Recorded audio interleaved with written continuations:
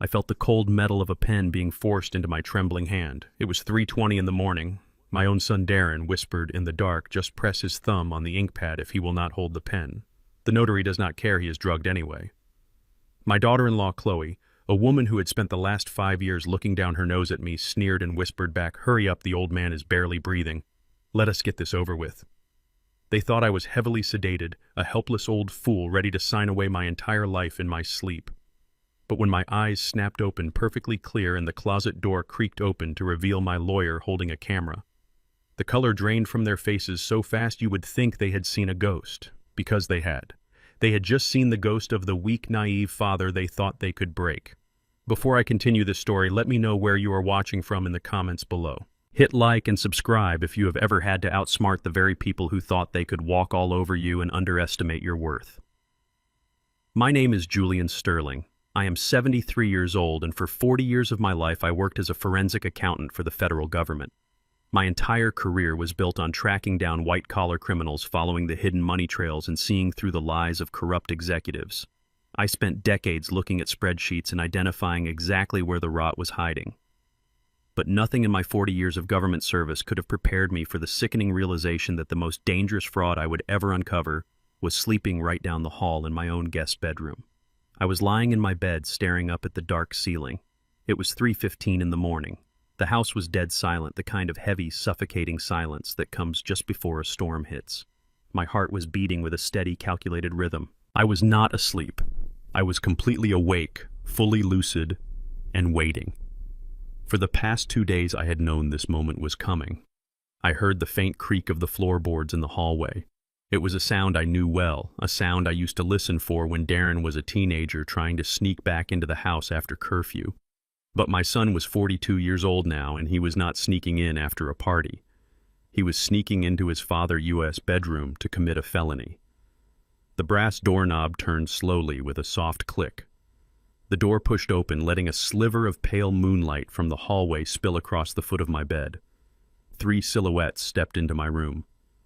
I kept my breathing slow, deep, and rhythmic, mimicking the heavy respiration of someone who was completely unconscious. Through the narrow slits of my partially closed eyelids, I watched them approach. Darren moved first, his expensive leather shoes completely out of place for a midnight home invasion. Right behind him was Chloe. Even in the middle of the night, she exuded an air of arrogant entitlement, her blonde hair tied back, her arms crossed tight against her chest. And trailing behind them was a third man, a stranger, holding a leather briefcase. "Is he out?" Chloe whispered, her voice laced with that familiar tone of impatience and disgust she always used when talking about me. Darren stepped right up to the edge of my bed. He leaned over, his face inches from mine. I could smell the stale mint of his breath and the nervous sweat radiating from his collar. "He is out cold," Darren whispered back. "That tea you made him worked perfectly. He has been dead to the world since 10 o'clock. Get the papers out," Chloe commanded the stranger. "We do not have all night. I am not standing in this stuffy room any longer than I have to." The third man. Todd stepped forward and unzipped his briefcase. The click of the metal zipper sounded like a gunshot in the quiet room. "I am putting my license on the line for this." "Darren," Todd whispered, his voice shaking with obvious fear, "you promised me this would be quick.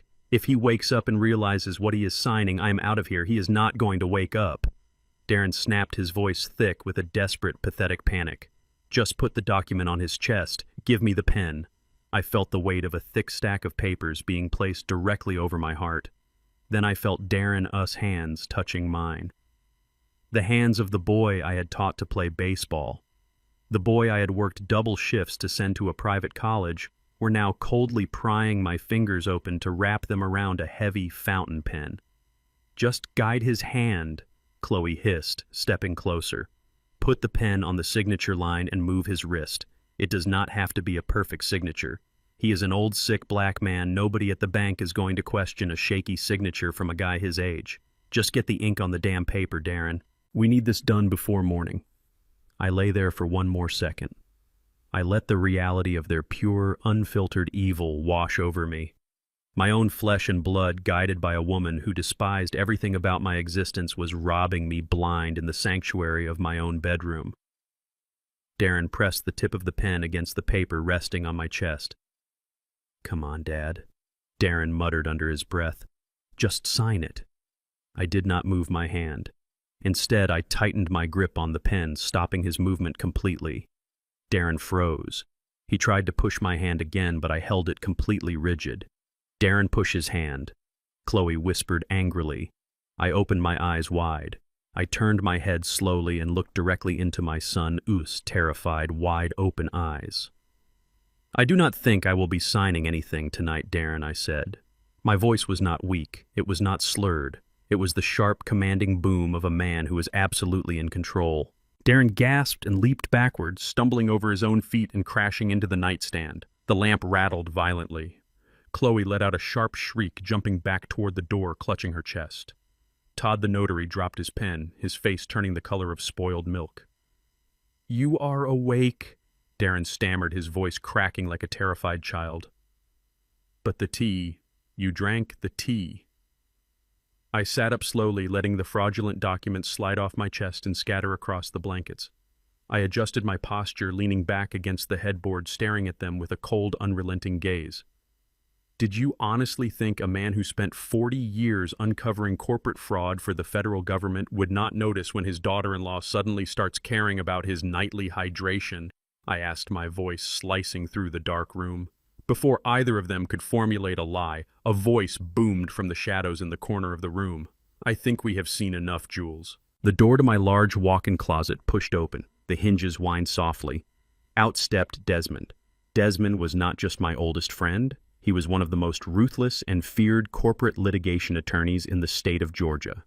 In his right hand, he held a high-definition digital recorder with a red light blinking steadily in the dark. In his left hand, he held his smartphone, the camera lens pointed directly at the three intruders. "Good evening, Darren." "Chloe."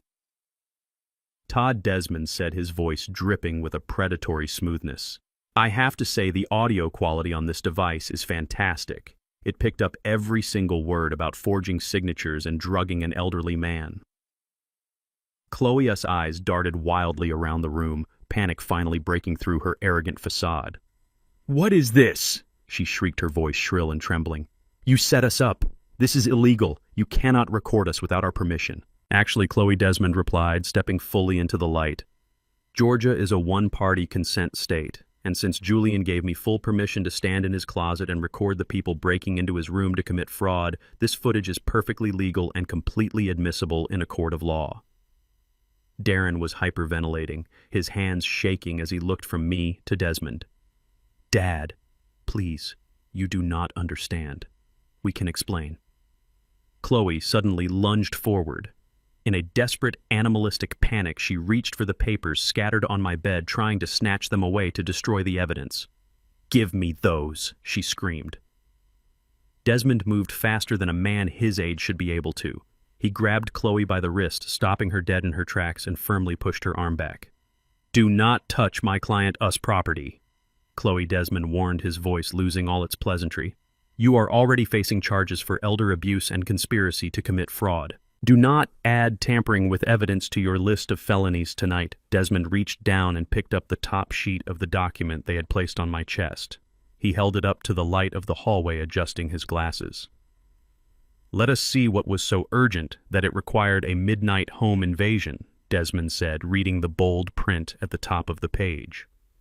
"A full and durable power of attorney, including the immediate transfer of the deed to the property located on Oakwood Drive valued at $2.5 million, and oh my, the immediate liquidation and transfer of the Julian Sterling Federal Pension Trust."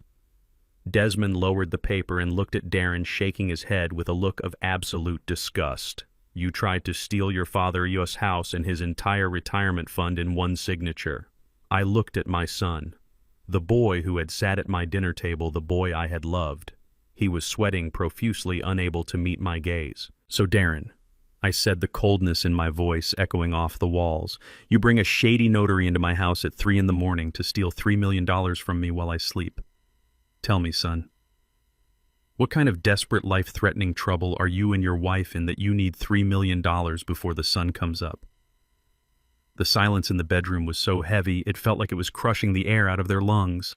Darren stood frozen, his eyes darting frantically between me sitting upright in my bed and Desmond, who was still holding the camera steady. Chloe was backed up against the doorframe, her chest heaving as she struggled to process how their perfect midnight robbery had turned into a nightmare. "I asked you a question, Darren," I said, keeping my voice dangerously calm. "What kind of trouble are you in?" Chloe found her voice first. She always did. She puffed out her chest, trying to wrap herself in that familiar blanket of arrogant entitlement. "This is ridiculous," she snapped, her voice trembling but loud. "We are not in any trouble. We were just trying to help you. You have been confused lately, Julian. You have been forgetting things. We brought Todd here because you wanted to sign these papers yesterday, and you forgot. We are trying to protect the family assets before your mind goes completely." I could not help it. I let out a low, cold laugh that made the hairs on Darren's arms stand up. "My mind," I repeated, shaking my head. "You really thought you could play the dementia card on a man who spent his entire life dismantling corporate embezzlement rings. You thought I was losing my mind, Chloe. But you and I both know exactly why I have been feeling a little tired lately, do we not?" Darren swallowed hard. "Dad, what are you saying?" I shifted my weight against the headboard, interlacing my fingers. "Let us rewind the clock to exactly 48 hours ago," I said, watching their faces closely. "Thursday evening. I was sitting in my armchair reading the evening paper.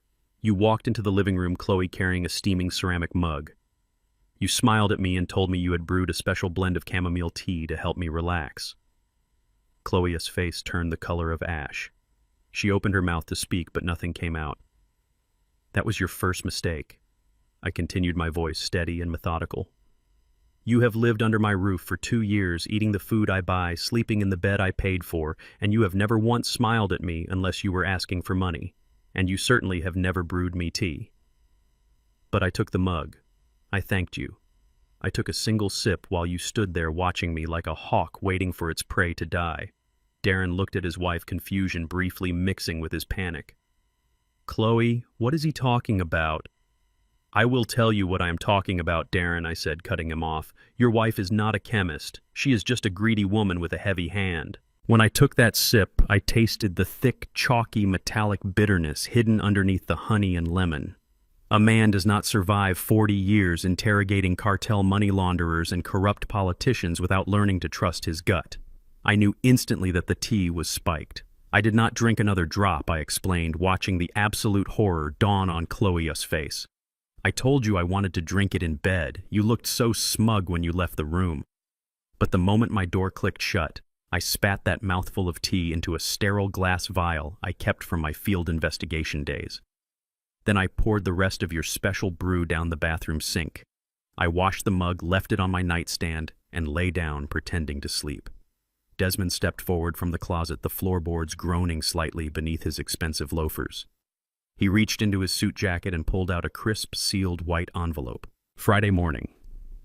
Desmond said, his deep voice filling the room while the two of you were sleeping off your hangovers. Julian drove to a private, independent toxicology laboratory in downtown Atlanta. He paid out of pocket for an expedited chemical analysis of the liquid inside that vial. Desmond handed the envelope to me. I took my time opening it. I let the sound of the tearing paper echo in the quiet room. I pulled out the official laboratory report and held it up. "Benzodiazepines," I read aloud, locking my eyes onto Chloe. "A massive, highly dangerous cocktail of heavy sedatives and tranquilizers. Taken in the doses you were trying to slip me, a man of my age would not just fall asleep. He would wake up utterly confused.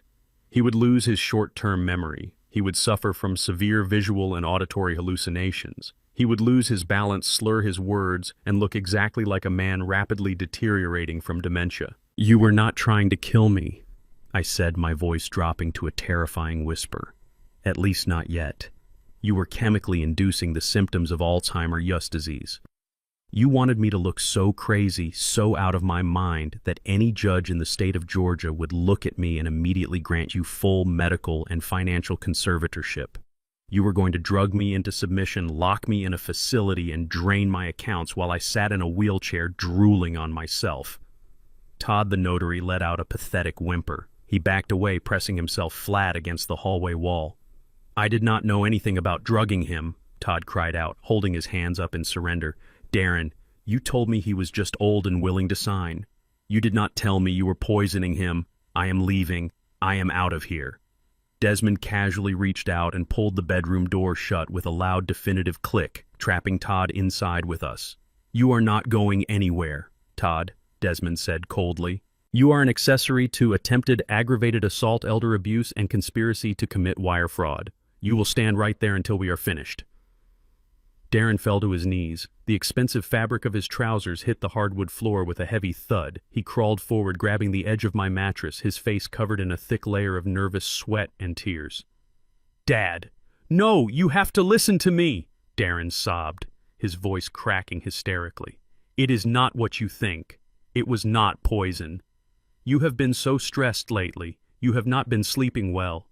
Chloe just wanted to help you rest. It was just a heavy sleep aid, that is all. We just wanted you to get some peace. I swear to God, Dad, it was just medicine to help you sleep." I looked down at the pathetic man crying at the foot of my bed. I felt a deep hollow ache in my chest, mourning the son I thought I had raised. But that grief was instantly swallowed by a burning, righteous fury. "A sleep aid," I repeated, leaning forward so my face was inches from his. "Do you honestly expect me to believe that? Do you think a man needs a fake notary at 3 in the morning to help him sleep, Darren?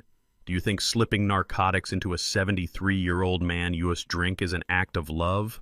Darren shook his head frantically, unable to form a coherent sentence. He just kept repeating, I am sorry, it was just for your sleep." I pulled my hand back and reached into the breast pocket of my pajamas. Or maybe I said, my voice slicing through his pathetic sobbing, "Your sudden, desperate concern for my sleep schedule has absolutely nothing to do with my health. Maybe it has everything to do with what I found in your trash can yesterday afternoon while you two were out shopping." I pulled out a piece of thick, expensive parchment paper. It had been crumpled up into a tight ball, but I had carefully flattened it out and taped the torn edges back together. "I am a forensic auditor, Darren," I said, holding the paper up so he could see the bold red lettering printed across the top. "I do not just look at bank statements. I look in the garbage. I look in the shredder. I follow the trail of desperation." Darren's eyes locked onto the piece of paper. The color drained from his face completely. He stopped crying. He stopped breathing. He just stared at the document as if he were looking at a loaded gun pointed straight at his head. Chloe let out a strangled gasp, covering her mouth with both hands. "This is a final notice of default," I read aloud, making sure every syllable hung in the air. "Addressed to Chloe Sterling. It seems that fancy high-end Pilates studio you have been bragging about to all your country club friends is not exactly the gold mine you claimed it was." I lowered the paper and glared at my daughter-in-law. I glared at the woman who had poisoned my tea and tried to steal my home. "So Chloe," I said, the venom rising in my throat, "do you want to explain to my lawyer and this camera why your luxury fitness business is currently $800,000 in debt?"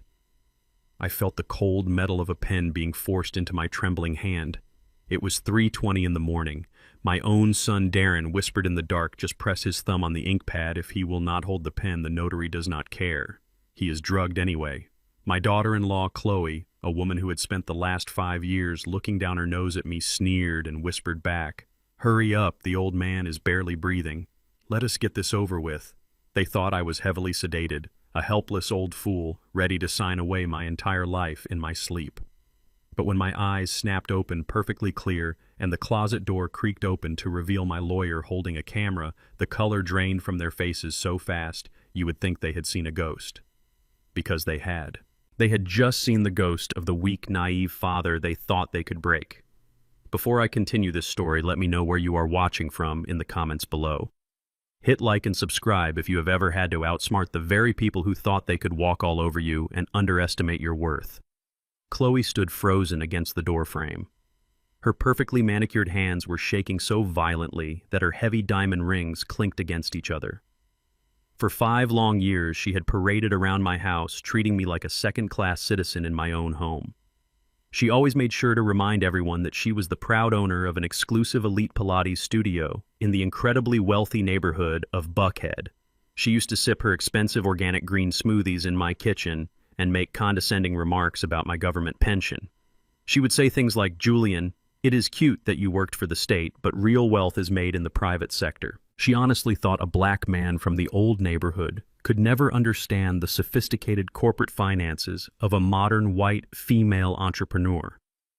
Well, I understood her finances perfectly. In fact, I understood them far better than she did. I kept my eyes locked on her pale, terrified face. Did you really think you could hide an $800,000 deficit from a man who spent his entire career dismantling corporate fraud rings? I asked, my voice steady and completely devoid of any sympathy. You thought you were so incredibly smart, Chloe. You thought you could just shuffle money between shell accounts and your wealthy investors would never notice a thing. That is a lie, she hissed, her voice shrill and wildly defensive. She pointed a trembling finger at me. You have absolutely no idea what you are talking about. My business is thriving. We are expanding. We are opening a second location next month. You are just a bitter old man making up pathetic stories to ruin my marriage. I did not raise my voice. I simply reached into the leather folder sitting beside me on the bed and pulled out a thick stack of printed bank statements. I let them drop onto the mattress with a heavy, definitive thud. Expanding, I repeated, tilting my head. That is a truly fascinating word for embezzlement, Chloe, because according to these audited statements, which I pulled directly from the public corporate registry and cross-referenced with the hidden offshore accounts I found in your carelessly discarded trash, you are not expanding. You are bleeding out. Darren looked at his wife in pure, unfiltered shock. Chloe, what is he talking about? Darren asked, his voice barely a whisper.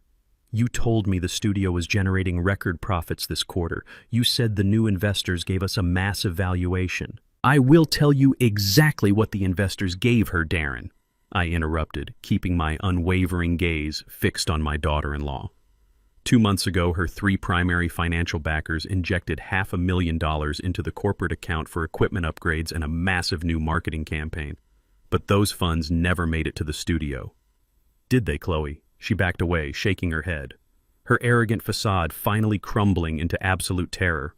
Shut up, she whispered, crying now. Just shut up. But I was not going to shut up. I had waited 5 agonizing years for this exact moment. I picked up the top sheet of the stack and read aloud for the camera. A wire transfer of $150,000 to a luxury travel agency to pay for that 6-week European vacation you told Darren was fully sponsored by a wellness brand. Another $80,000 spent at designer boutiques in Paris and Milan. $40,000 to pay off your personal platinum credit card, which you maxed out buying jewelry to impress your wealthy country club friends. Darren stumbled backward, bumping hard into the wall. You stole the investor money, he gasped, looking at Chloe as if she were a complete stranger.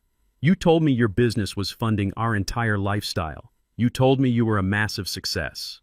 She is a thief, Darren, I said flatly. She embezzled nearly $1 million from her own business partners to fund a fake billionaire lifestyle she could not afford. And the investors found out. They filed a notice of default 3 days ago. By next Monday, they are going to file criminal charges for corporate embezzlement and severe wire fraud. She is looking at 10 to 15 years in a federal penitentiary. Chloe let out a gut-wrenching sob and slid down the doorframe, collapsing onto the hardwood floor. She buried her face in her hands, sobbing uncontrollably. Her expensive designer dress pooled around her in a pathetic heap.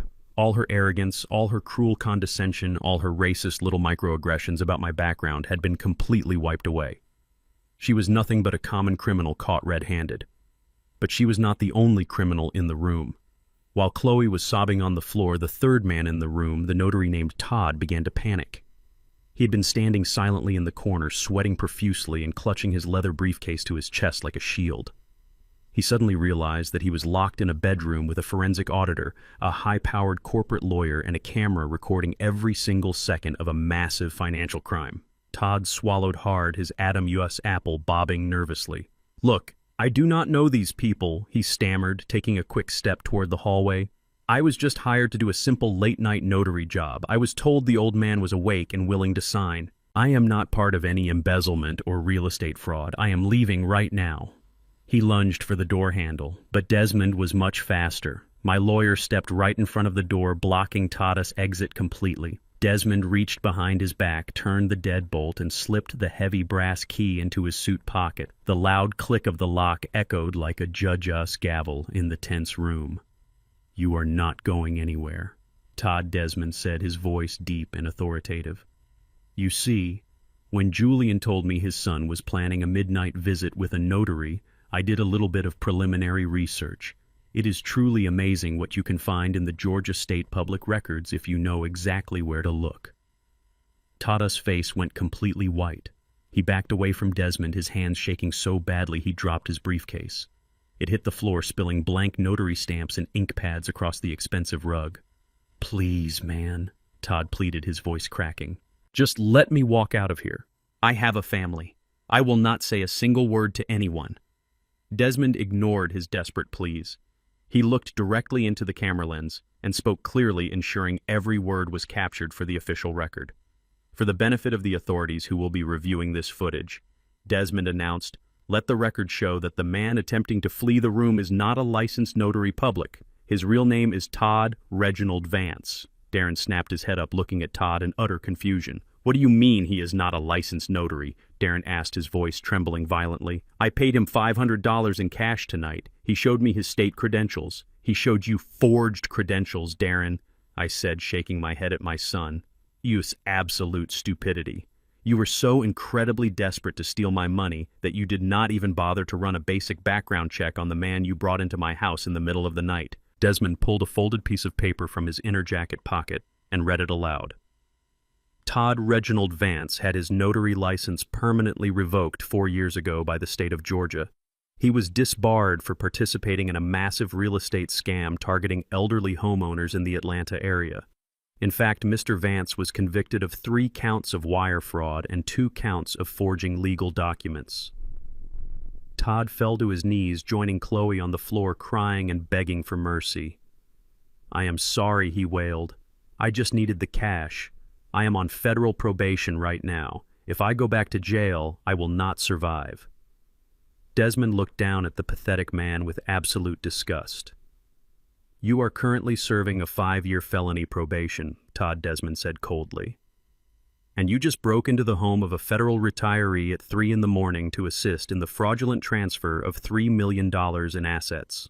You are not just violating your probation, Todd. You are going back to federal prison for a very long time." I looked at my son. Darren was hyperventilating, clutching his chest as the reality of the situation finally crushed the last remaining breath out of his lungs. He had brought a convicted felon into my home. He had conspired with an embezzler to drug me and steal my entire life savings. "You brought a convicted fraudster into my bedroom to steal my house, Darren," I said, my voice booming with undeniable authority. "You let your racist, thieving wife drug my tea. You actually thought you could outsmart a man who spent his entire life hunting down people exactly like you." Darren fell to his knees, crawling toward my bed, crying and reaching out for my hand. "Dad, please," he begged, his face covered in tears and cold sweat. "It was all Chloe. She made me do it. We needed the money to save the studio. I did not want to drug you. I swear to God I am innocent." But I knew Darren was lying. He was always a coward, and now he was trying to throw his wife under the bus to save his own miserable skin. But he had absolutely no idea that I already knew his darkest secret too. I reached under my pillow and pulled out another document, preparing to deliver the final fatal blow. I felt the cold metal of a pen being forced into my trembling hand. It was 3:20 in the morning. My own son Darren whispered in the dark, "Just press his thumb on the ink pad. If he will not hold the pen, the notary does not care. He is drugged anyway."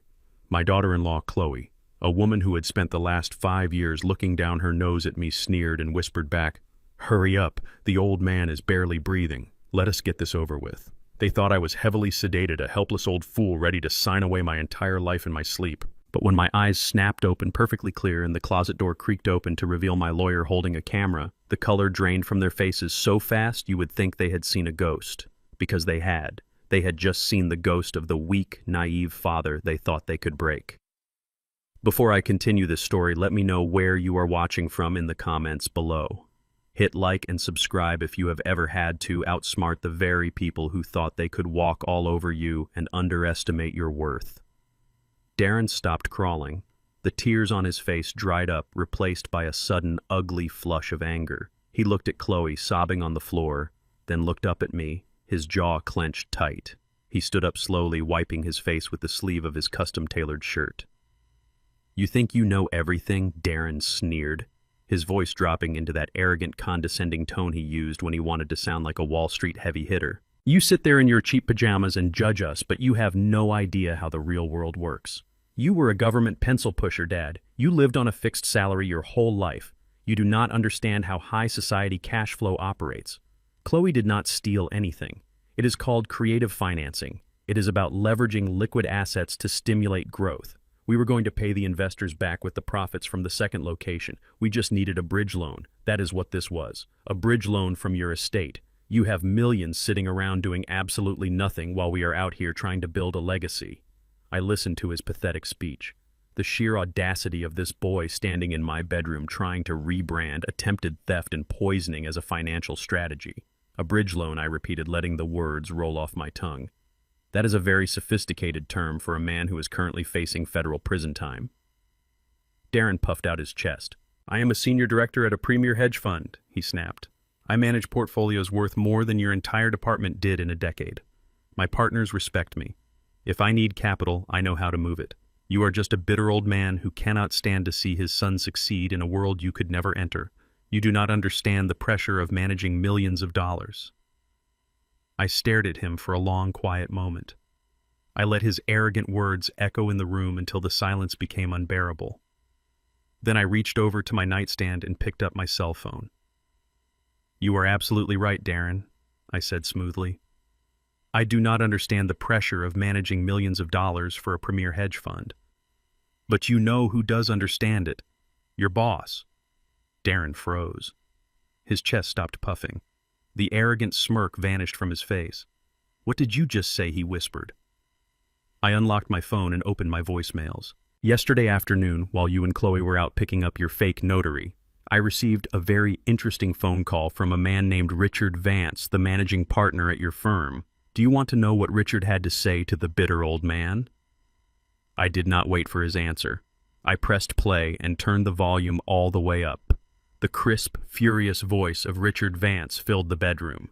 Julian, the voice said, I am calling you out of pure respect for your former service with the federal government, but your son is a thief. We just completed an internal audit. Darren has been quietly siphoning funds from a primary client trust account for the last 4 months.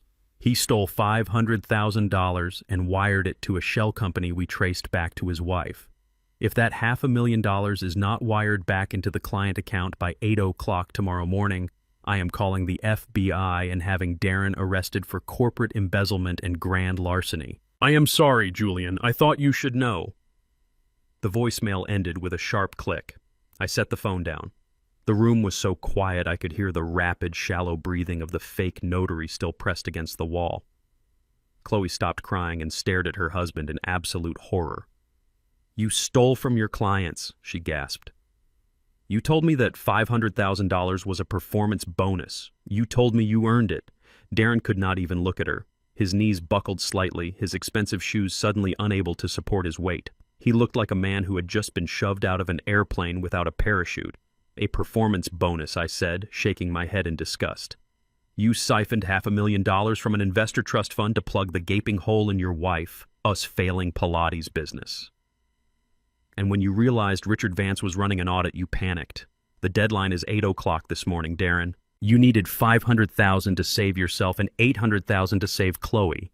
That is $1.3 million by sunrise. I picked up the fraudulent power of attorney document that had fallen on the bed. That is why you needed this house. I continued, my voice echoing with righteous fury. My home is completely paid off, valued at $2.5 million. With a full power of attorney, you could have taken out a massive emergency equity loan the second the banks opened. You would have cleared your debts, covered your tracks, and walked away clean. You tried to trade your father U.S. life for your own freedom. Darren covered his face with his trembling hands. Dad, please. He sobbed, the high society director completely shattered. They are going to destroy me. Richard is going to ruin my life. I will go to a federal penitentiary. You have the money. You can save us. Just give us the loan. I will pay you back every cent. I am your son. You stopped being my son the moment you let that woman put poison in my tea, I said, feeling absolutely no pity for the weeping coward in front of me.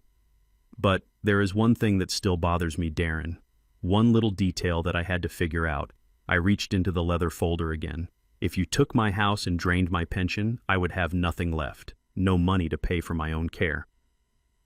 So I wondered, what exactly were you planning to do with a heavily drugged, broke 73-year-old man? I pulled out a glossy, cheaply printed brochure. I had found it stuffed in the bottom of the kitchen trash bin 2 days ago. I tossed it onto the floor right in front of Darren Us knees. Desmond zoomed the camera in on the brochure. Sunny Pines Care Facility. I read the name out loud, letting the sheer cruelty of it sink in. It is a state-run, underfunded, dilapidated nursing home on the outskirts of the city. It is a place where they send the homeless, the forgotten, the people who have absolutely nobody left in the world. The facility has been investigated 3 times by the state for severe elder neglect and malnutrition. I looked at Chloe, who was staring at the brochure with wide, guilty eyes, and then at Darren, who was sobbing into the floorboards. "You had already filled out the intake forms," I said, my voice cold as ice. "I saw the digital confirmation in your email. You forged my signature. The plan was to drug me until I was a stumbling, incoherent mess. Call an ambulance at 6 in the morning. Have the paramedics declare me a danger to myself due to sudden onset dementia. And then you would legally commit me to Sunny Pines as a ward of the state." Darren shook his head violently. "No, Dad, no. It was only going to be temporary, just until we got our feet back on the ground. We were going to move you to a nice place later, I swear." "You are a liar!" I boomed, slamming my fist against the mattress. The sound made all 3 of them jump. "You were going to drop me in a miserable, filthy institution to rot. You were going to let me sit in a soiled bed staring at a blank wall locked in a chemical haze until my heart finally gave out. You were going to steal my entire legacy and leave me to die among strangers." Desmond stepped forward, keeping the camera steady. "The cruelty of this conspiracy is honestly breathtaking," Desmond said, his voice laced with professional disgust. "You did not just want to rob Julian. You wanted to erase him. You wanted to strip him of his dignity, his freedom, and his mind." Chloe started crawling toward me, her hands clasped together, as if she were praying to a God she had never believed in. "Julian, please," she begged, tears streaming down her ruined makeup. "We made a terrible mistake. We were desperate. You cannot let them send me to prison. I am a good person." "A good person," I repeated. "A good person does not poison an old man, us tea. A good person does not mock a father for his modest lifestyle while secretly drowning in stolen cash. You are not a good person, Chloe. You are a parasite." Darren reached out and grabbed Chloe's arm, trying to pull her back. He looked up at me with wild, desperate eyes. "Dad, listen to me," Darren cried out, shifting his strategy in a final pathetic attempt to manipulate me. "Think about Mom. Think about Vivian. She would never want this. She would never want you to send her only son to a federal prison. Please, Dad, do this for Mom." The moment he spoke her name, the temperature in the room plummeted. The righteous anger that had been keeping me steady suddenly sharpened into something far more dangerous. "Do not you ever put your mother-us name in your filthy mouth," I whispered, my voice vibrating with a lethal intensity. Darren flinched as if I had struck him. "You think you can use Vivian as a shield?" I asked, leaning forward, my eyes locked onto his terrified face. "You think your mother would want me to forgive the man who tried to murder my mind and steal her home? Let me tell you something about your mother, Darren, something you never knew." I reached under my pillow. It was time to show them that Vivian was not the soft, naive woman they thought she was. It was time to show them that my wife had seen the rot inside her son long before I did. I pulled the second page from the stack of fraudulent documents scattered across my blankets. I held it up high so the red recording light on Desmond's camera could capture every single typed word. The ink was fresh, but the cruelty behind those words had been brewing for months. "This is not just a financial power of attorney," I said, my voice dropping to a terrifying clinical calmness. "This is a comprehensive forced medical mandate. I am a forensic accountant, Darren. I read the fine print for a living, and the fine print on page 2 is the most sickening thing I have ever read in my 73 years on this earth." Darren refused to look at the paper. He kept his eyes glued to the floorboards, his shoulders shaking with silent, pathetic sobs. Chloe, however, was staring at me. The panic in her eyes was slowly shifting. The cornered animal inside her was realizing that playing the victim was not going to work. "You scheduled a private, unlisted psychiatric transport ambulance to arrive at my front door at exactly 6 o'clock this morning," I stated, reading directly from their signed contract. "You paid them a $5,000 cash premium for absolute discretion. You authorized the medical technicians to use severe physical and chemical restraints if I showed any signs of resistance. You were going to have me strapped to a gurney, heavily sedated, and hauled out the back door of my own home before the neighborhood even woke up." Todd the fake notary let out a loud gasp and covered his face with his hands. "Oh my God," he mumbled to himself. "I am going to prison forever. I did not know about any ambulance. I ignored Todd and kept my eyes locked on my son and his wife. And once you had me securely locked inside the locked dementia ward at Sunny Pines, I would have been entirely at your mercy. You signed a medical directive refusing all extraordinary life-saving measures on my behalf. You explicitly denied authorization for supplemental oxygen and intravenous feeding." I paused, letting the sheer, unadulterated evil of their plan fill the room. "Sunny Pines has been investigated by the state health department 14 times in the last 2 years," I continued, my voice echoing with righteous fury. "It is a dumping ground. It is where they send the forgotten and the homeless. You knew exactly what kind of place it was. You were going to let me rot in a facility famous for starving its residents. You were going to let me slowly suffocate to death in a room that smells like bleach and human waste just so you could steal my pension and keep your fraudulent country club memberships active." Chloe stopped crying. The tears instantly dried up on her cheeks. The terrified, pleading daughter-in-law vanished completely, replaced by a venomous, twisting sneer. She pushed herself off the hardwood floor, her hands balling into tight fists at her sides. She forgot all about the fact that she was facing federal prison. She forgot about Desmond standing in the corner with a camera. She let the ugly, hateful monster she had been hiding for 5 years step right out into the open light. "You should be grateful we were finding a place for you," Chloe screamed, her voice shrill and echoing violently off the bedroom walls. Darren flinched and reached for her dress. "Chloe, shut up," he pleaded. "Do not tell me to shut up," she shrieked, kicking Darren's hand away. She pointed a shaking, manicured finger directly at my face. "Look at you. You are just a stubborn, ungrateful old man sitting on millions of dollars while we are out here drowning. We deserve that money. We know how to use it. We belong in Buckhead society. You belong in the dirt." Her chest was heaving. The mask of the sophisticated progressive wellness business owner had completely shattered, revealing the vicious, classist, racist core of her true identity. "You act like you are so superior to us," Chloe spat, stepping closer to the bed, her face contorted with pure hatred. "You act like you are some high-class genius. But you are nothing. You are just a retired government worker from a bad neighborhood who got lucky. You do not belong in this house. You do not belong in our world. You are just a bitter old black man who thinks he is better than us because he hoards his pension. You should have died 10 years ago. If you had just died when you were supposed to, we would not have to deal with any of this." The room fell absolutely silent. The pure venom of her words hung in the air like toxic smoke. She stood there panting, glaring at me with a look of absolute, unapologetic malice. Desmond did not blink. He did not lower the camera. He just shifted his smartphone slightly to make sure the lighting caught her distorted, screaming face in perfect high definition. "Please, keep talking, Chloe," Desmond said smoothly, his voice cutting through the tension like a razor blade. The district attorney absolutely loves it when the suspects establish clear malice, premeditation, and a total lack of remorse on tape. It makes the sentencing phase so much easier. I believe a jury will find your views on race and class highly relevant when deciding how many decades you should spend in a federal penitentiary. Chloe froze. The realization of what she had just done finally pierced through her blinding rage. She looked at the blinking red light on the recording device. Her mouth opened, but no sound came out. She stumbled backward, bumping into the doorframe, sliding down the wall until she was sitting on the floor again, staring blankly ahead as her entire life evaporated before her eyes. Darren scrambled away from his wife as if she had suddenly caught fire. He crawled toward the footboard of my bed, his knuckles white as he gripped the wood.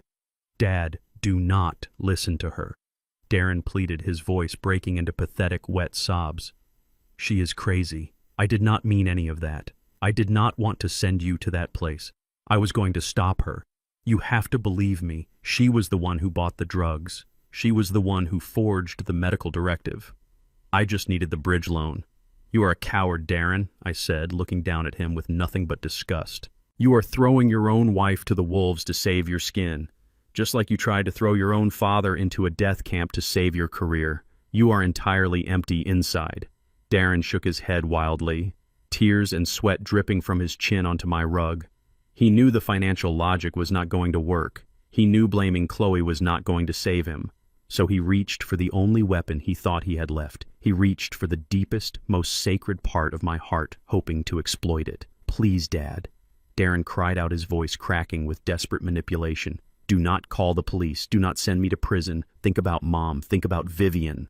The moment he spoke, my late wife's name, the temperature in the room plummeted to absolute zero. My jaw tightened so hard my teeth ached. Darren looked up at me with wide, pleading eyes, thinking he had finally found my weak spot. "Mom would never want you to do this to me," he sobbed, gripping the bed frame tighter. "She loved me. I was her baby. She would never want you to send her only son away in handcuffs. You know she would forgive me. She always forgave me. You cannot destroy Mama's legacy by putting her son behind bars. Do this for Mom, Dad, please." I sat there in the silence, staring at the man who had just tried to murder my mind and steal my home. He thought Vivian was his ultimate shield. He thought the memory of his sweet, loving, church-going mother would save him from the devastating consequences of his actions.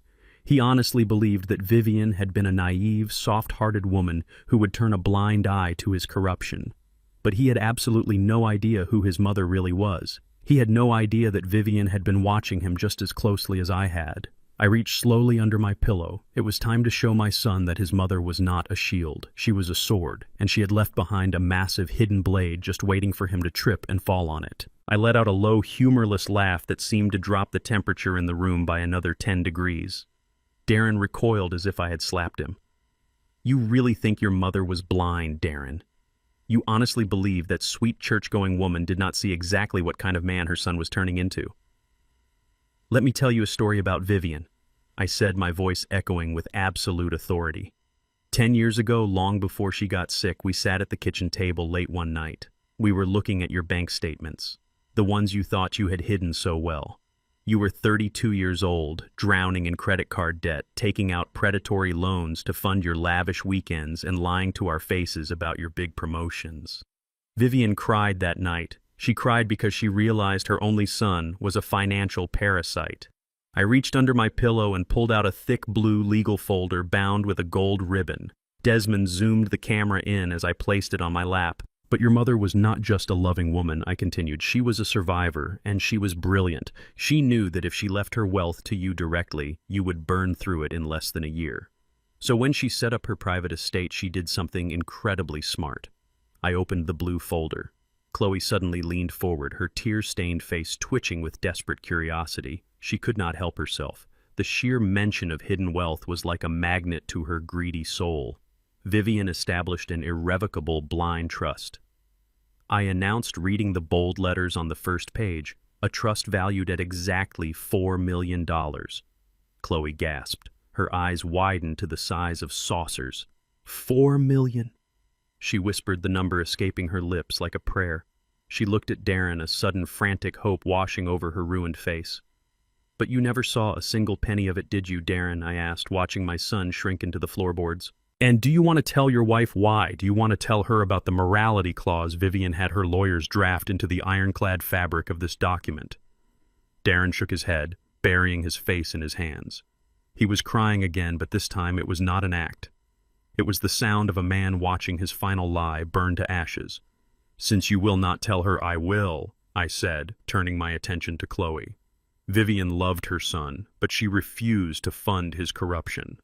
The trust stipulated that Darren could not access the principal nor the interest until he could provide legally certified proof that he had been completely, absolutely debt-free for 5 consecutive years. No loans, no credit card debt, no leveraged assets, nothing. He had to prove he was a responsible adult before he could inherit a single dime of her money. Chloe looked at Darren, her brow furrowing in confusion. "But you told me," she stammered, her voice shaking. "Darren, you told me the trust was unlocking this year. You promised me. You said we just had to wait for the maturity date, and we would have $4 million liquid." "He lied to you, Chloe," I said, simply driving the knife in deeper. "He lied to you just like he lied to his firm, and just like he tried to lie to me. Darren has never been debt-free a day in his adult life. He was bleeding cash, trying to keep up with his wealthy partners, and then he met you, and the bleeding turned into a hemorrhage." I turned the page in the blue folder, revealing a photocopy of a heavily redacted commercial loan application. 3 years ago, Darren realized he was never going to meet his mother, U.S. strict requirements. I explained my forensic accountant instincts taking over the narrative. The 5-year clock was ticking, and he was secretly drowning in a massive margin call. He knew the executors of the trust were going to audit his finances. If they saw his debt, the $4 million would automatically be donated to a designated charity and he would be left with nothing. I held up the loan application for the camera. So what does a desperate, cornered fraudster do? He gets creative. 3 years ago, Darren took out a private commercial loan for $600,000 to secretly consolidate his debts and create the illusion of a clean balance sheet. But he did not have the collateral to secure that loan on his own. I paused, letting the silence build, making sure Darren felt the absolute weight of his sins. He forged Vivian Us' signature as a guarantor. I stated, my voice ringing out with furious clarity. My wife was lying in a hospice bed, fighting for her life, and her only son was busy tracing her signature from an old birthday card onto a commercial loan document so he could trick her trust executors. Darren let out a loud, pathetic wail. He curled into a ball on the floor, unable to defend himself. But here's the beautiful thing about numbers, Darren, I said, tapping the document. Numbers never lie, and a forensic auditor never stops digging. I noticed a discrepancy in Vivian Us' postmortem tax filings 2 weeks ago. It took me exactly 48 hours to trace the phantom debt back to the commercial lender and another 12 hours to pull the original signature file. Chloe was breathing heavily, her eyes darting back and forth between the document in my hand and her weeping husband on the floor. And because I am a law-abiding citizen, I continued, my voice perfectly calm. I felt it was my absolute duty to report this massive financial crime. Yesterday afternoon, right after I spoke with your boss, I drove down to the federal building. I handed this entire file along with a certified affidavit directly to the Criminal Investigation Division of the Internal Revenue Service. Darren shot up from the floor, his eyes wide with absolute, unadulterated terror. "You went to the IRS," he screamed, his voice cracking violently. "Dad, no, you cannot do that. That is federal tax fraud. They will seize everything. They will put me away for 20 years. They are already reviewing the file," Darren, I replied coldly. "And once the IRS secures a conviction for the forged loan, the morality clause in Vivian U.S. Trust will be permanently breached. That $4 million is going straight to a cancer research foundation exactly as she requested. You get absolutely nothing." The room fell completely silent, save for the sound of Desmond shifting his weight to get a better camera angle. Then the silence was shattered by a sound I will never forget.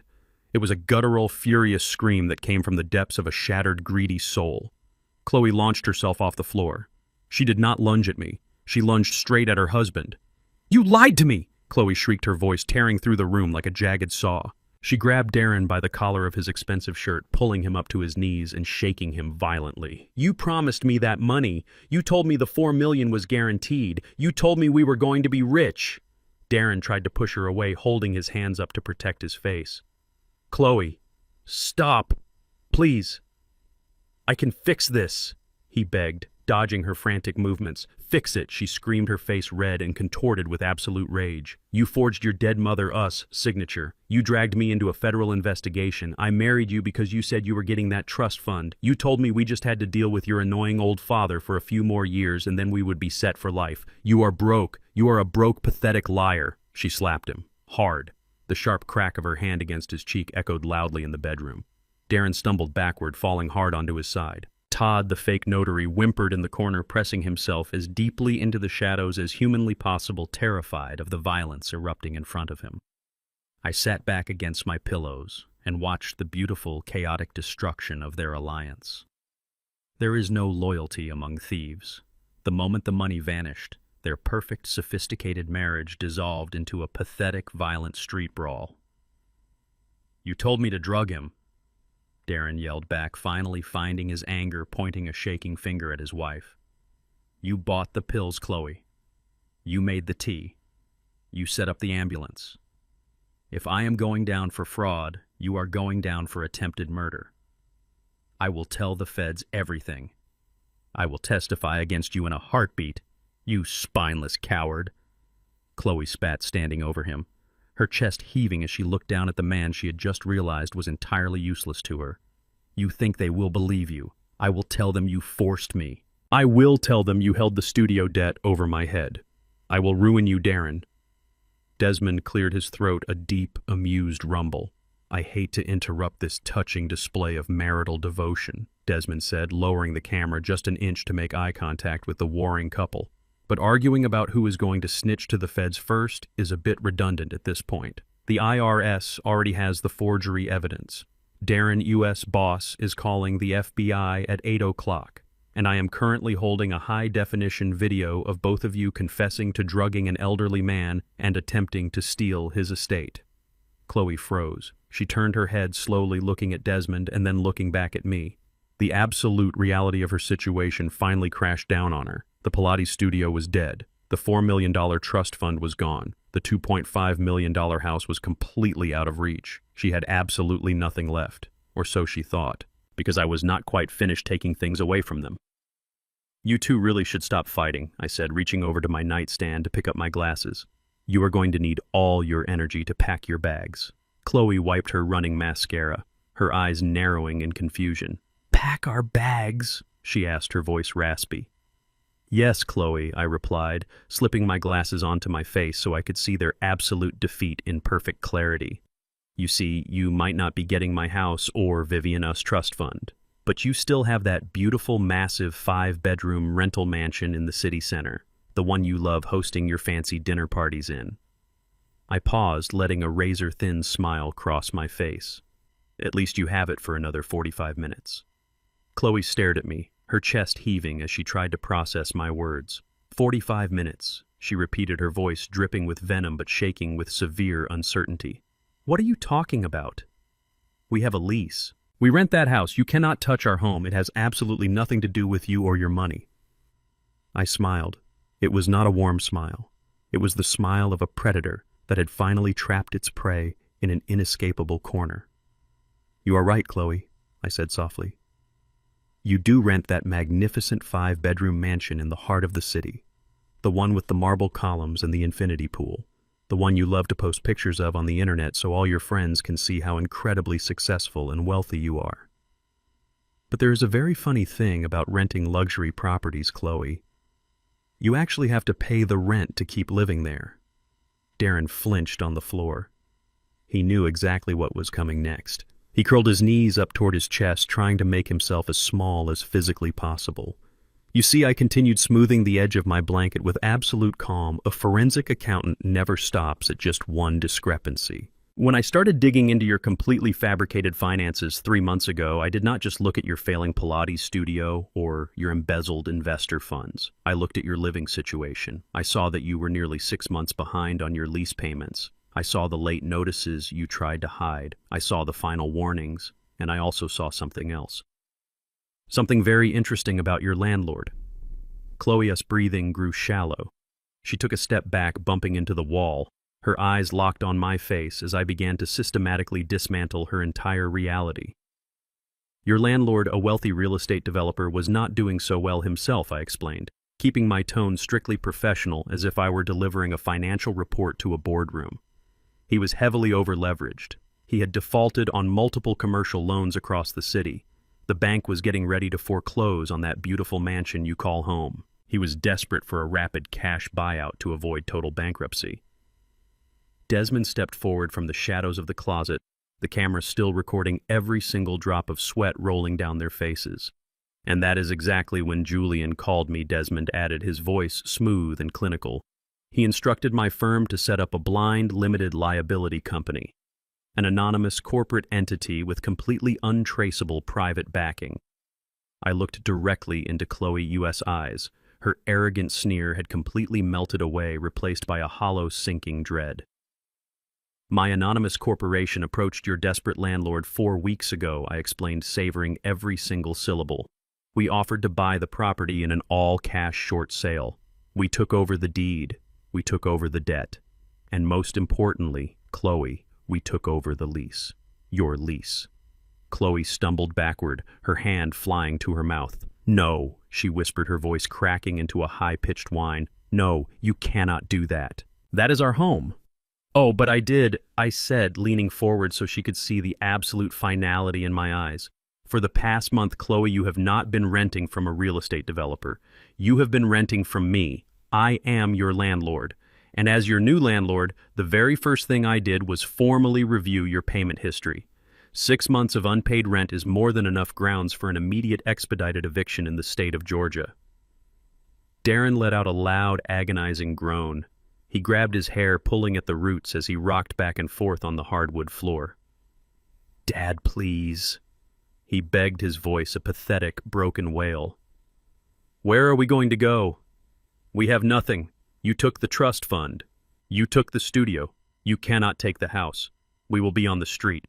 "You put yourselves on the street, Darren," I said, my voice rising like thunder in the quiet room. "You stole from your clients. You stole from your mother. You tried to steal from me. You tried to lock me in a chemical prison so you could live like a king in a house you did not even own. I am just accelerating the inevitable collapse of your pathetic, fraudulent life." Desmond pulled a thick, official-looking document from his jacket pocket.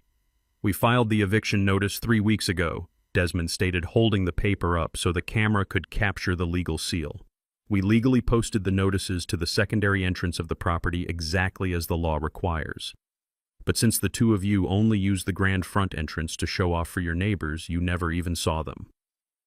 The judge reviewed the 6 months of massive rent arrears and granted a full immediate writ of possession on Thursday morning. I turned my head and looked at the digital clock sitting on my nightstand.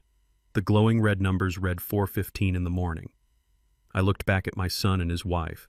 They looked like two people standing on the train tracks watching a freight train barrel toward them, completely unable to move. "Do you know what time it is, Darren?" I asked softly. Darren just stared at me, his eyes completely bloodshot, his face pale and slick with terror. "It is 4:15 in the morning," I said, enunciating every word with crystal clarity. "The court-ordered writ of possession went into active effect at exactly 4:00 this morning, which means at this very second there is a team of Fulton County Sheriff U.S. deputies standing inside your beautiful marble foyer."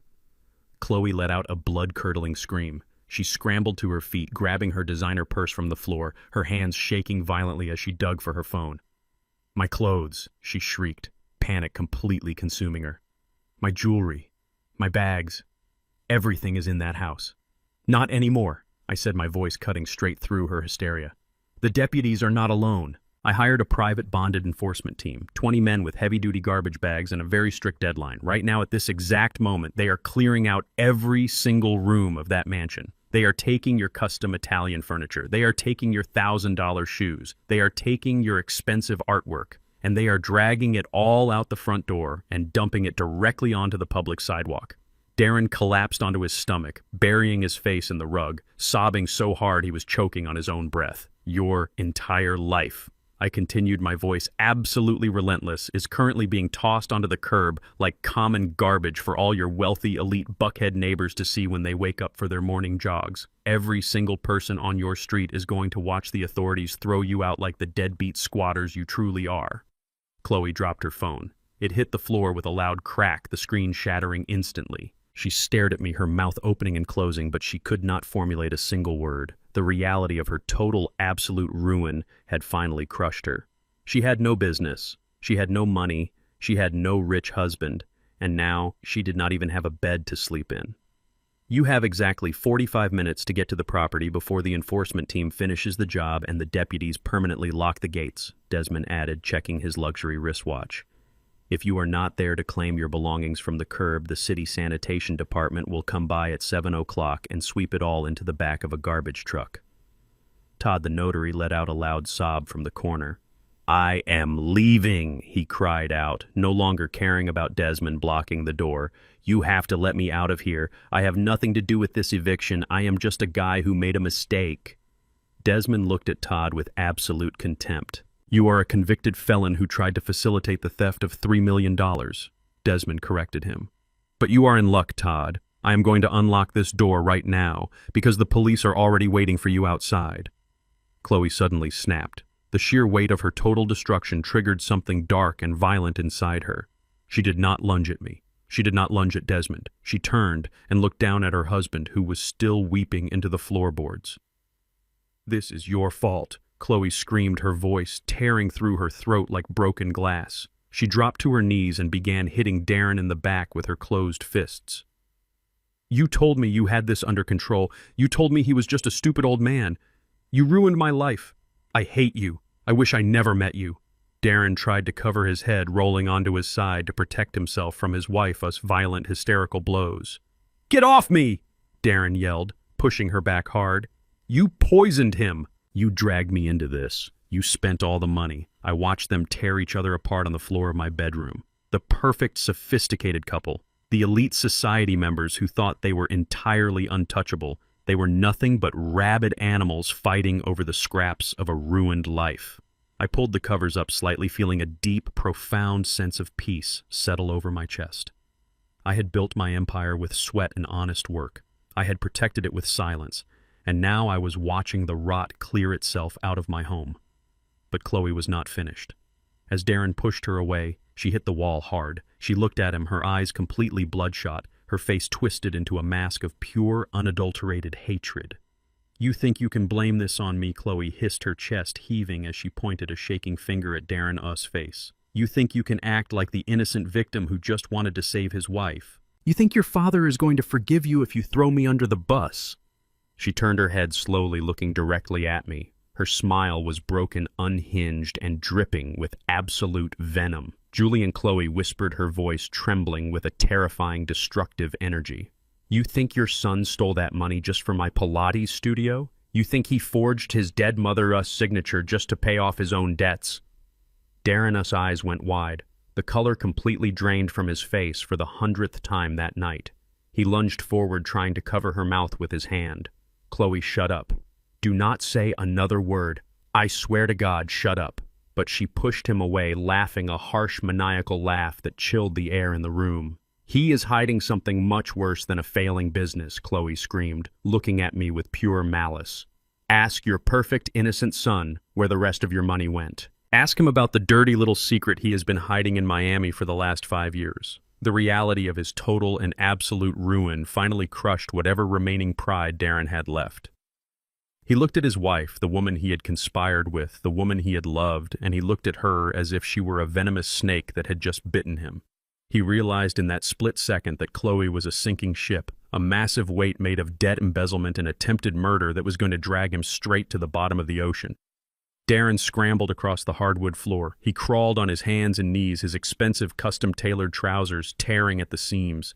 He reached the side of my bed and threw his arms around my legs, burying his wet, pathetic face into the blankets covering my knees. Dad, please listen to me, Darren sobbed, his voice muffled by the heavy fabric. I will do whatever you want. I will sign whatever you put in front of me. Just please do not let them send me to federal prison. Do not let Richard call the FBI. You have the money to make this go away. I am begging you. I looked down at the top of his head. I felt absolutely nothing. No pity, no sorrow, just a cold, clinical observation of a desperate criminal trying to negotiate his way out of a trap he built himself. And what exactly are you offering me in return for your salvation? Darren, I asked, my voice completely devoid of any emotion. Darren lifted his head. His face was a horrific mask of snot, tears, and terrified sweat. I will leave her, he blurted out, pointing a trembling finger back at Chloe. I will divorce her tomorrow morning. I will testify against her in court. I will tell the judge that the forged medical documents were entirely her idea. I will tell the district attorney that she bought the sedatives and forced me to bring the notary here tonight. Just save me, Dad. I will cut her out of my life completely and we can go back to being a family. I swear to you, I will walk away from her right now and never look back. The silence that followed his desperate, cowardly offer was thick and highly explosive. Chloe stood near the doorframe, her breath hitched in her throat. She stared at her husband, the man who had just promised to sacrifice her to the federal authorities in exchange for his own freedom. I watched the realization wash over her face. Every single lie they had told each other, every promise of a wealthy future together, it all disintegrated into nothingness. The shock in her eyes rapidly twisted into a dark, unhinged fury. The cornered animal inside her broke free entirely. You pathetic, spineless little worm! Chloe shrieked, her voice tearing through the room with such force that Todd the notary covered his ears in the corner. She marched across the room, her high heels stomping heavily against the wood floor. Darren turned his head just in time to see her descending upon him. He raised his hands to protect his face, but he was not fast enough. Chloe swung her arm back and delivered a massive, open-handed slap directly across Darren's face. The sound of the impact was like a gunshot.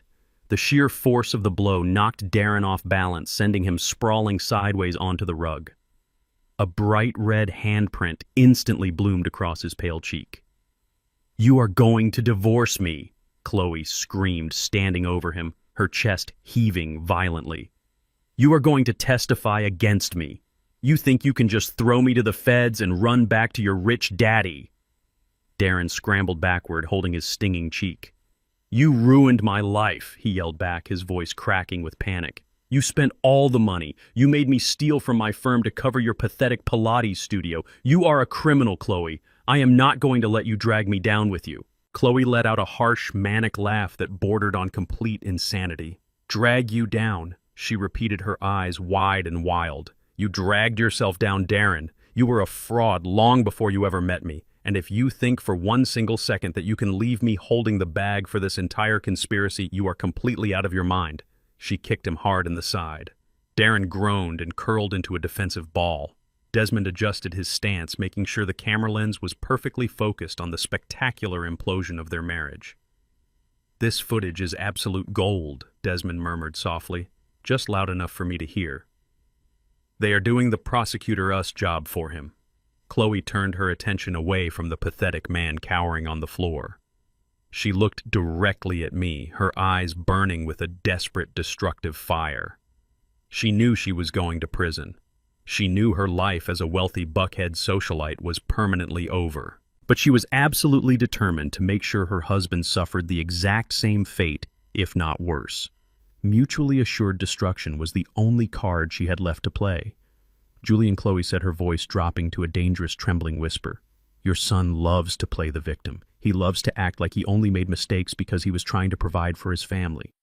He wants you to believe that every single dollar he stole from you, from his mother, and from his firm was just to keep our household afloat." Darren suddenly went completely rigid. The pain in his face seemed to vanish, replaced by a new, much deeper terror. He pushed himself up onto his knees, his eyes wide with a frantic, begging panic. "Chloe, no," Darren pleaded, holding his hands out toward her. "Please, stop. Do not say it. You promised me. I promised you when we were a team, Darren." She spat, not even looking at him.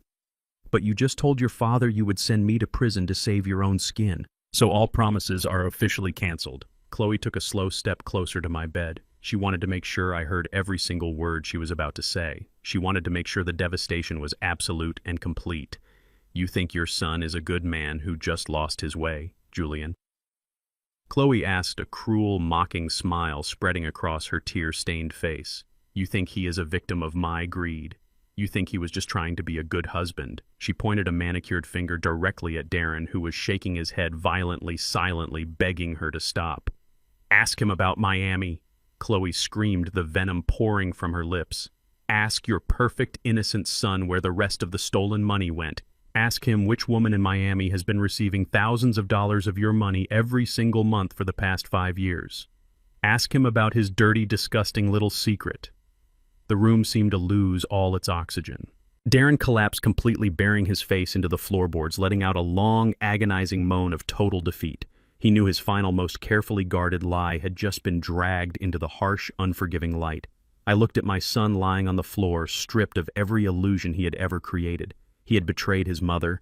He had betrayed me. He had betrayed his clients. And now the true depth of his moral bankruptcy was laid bare. I did not gasp. I did not act surprised. I simply adjusted my posture against the headboard, feeling the cold, precise calculations of a forensic auditor taking full control of the narrative. I looked at Chloe, whose eyes were wide with malicious triumph, waiting for me to break down in shock. But I was not going to give her that satisfaction. I was going to give her something much, much worse. I was going to show them both that I was always 10 steps ahead. Chloe stood there with her chest heaving, waiting for the bomb she just dropped to completely obliterate my reality. She had a sick, triumphant smile twisting her lips. She fully expected me to clutch my chest, to weep for my broken family, to look at my son with sudden, heartbreaking devastation. She thought the revelation of Darren funding a secret life in Miami would be the final nail in my coffin. She wanted me to feel the exact same betrayal she was feeling. Darren was curled up on the rug, his hands clamped over his ears like a toddler trying to block out the sound of his parents fighting. He was completely broken. He knew that hiding an illegitimate child from his vicious status-obsessed wife was bad enough, but funding that child with stolen money was a federal crime that would completely ruin whatever shred of a reputation he had left.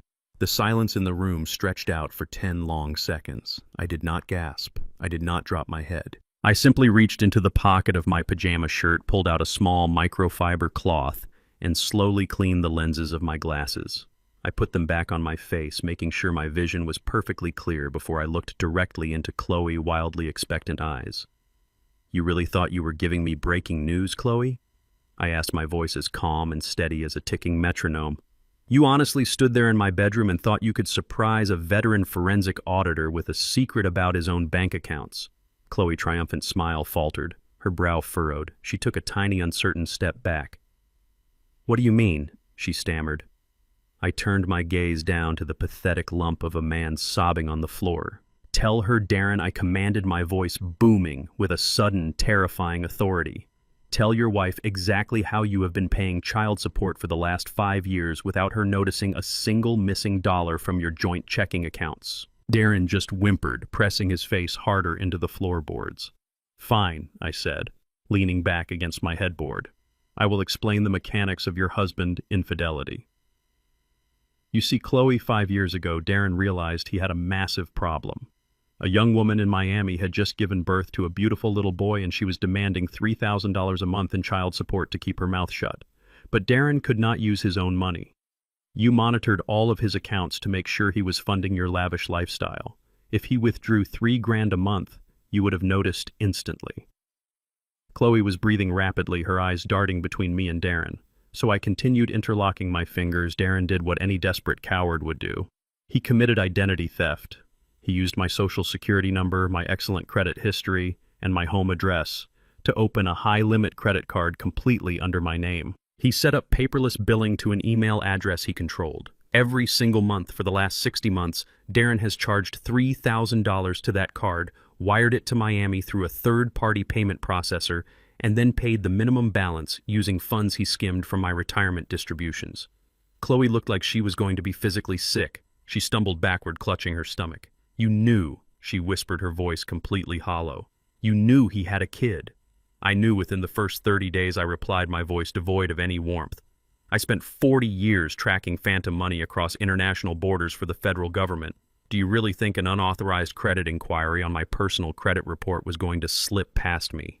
I noticed the account the week he opened it. I tracked the wire transfers. I found the payment processor. I located the recipient in Miami within 48 hours. Darren slowly lifted his head from the floor. His face was swollen and red. You knew, he croaked, his voice barely audible.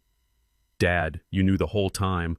"Of course I knew," I said, staring at him with absolute contempt. "I flew down to Miami 4.5 years ago while you two were on a luxury vacation in Aspen. I met the mother. I took a DNA test just to be absolutely certain. I have known my grandson since he was 6 months old. He is a bright, beautiful little boy who deserves so much better than a cowardly, thieving father who treats him like a dirty secret."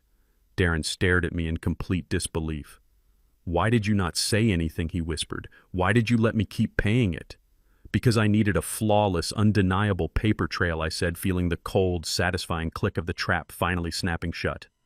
"If I confronted you 5 years ago, you would have denied it. You would have found another way to hide the money. You would have put that child in financial jeopardy. So I let you keep the credit card open. I let you commit federal wire fraud and identity theft every single month for 5 years.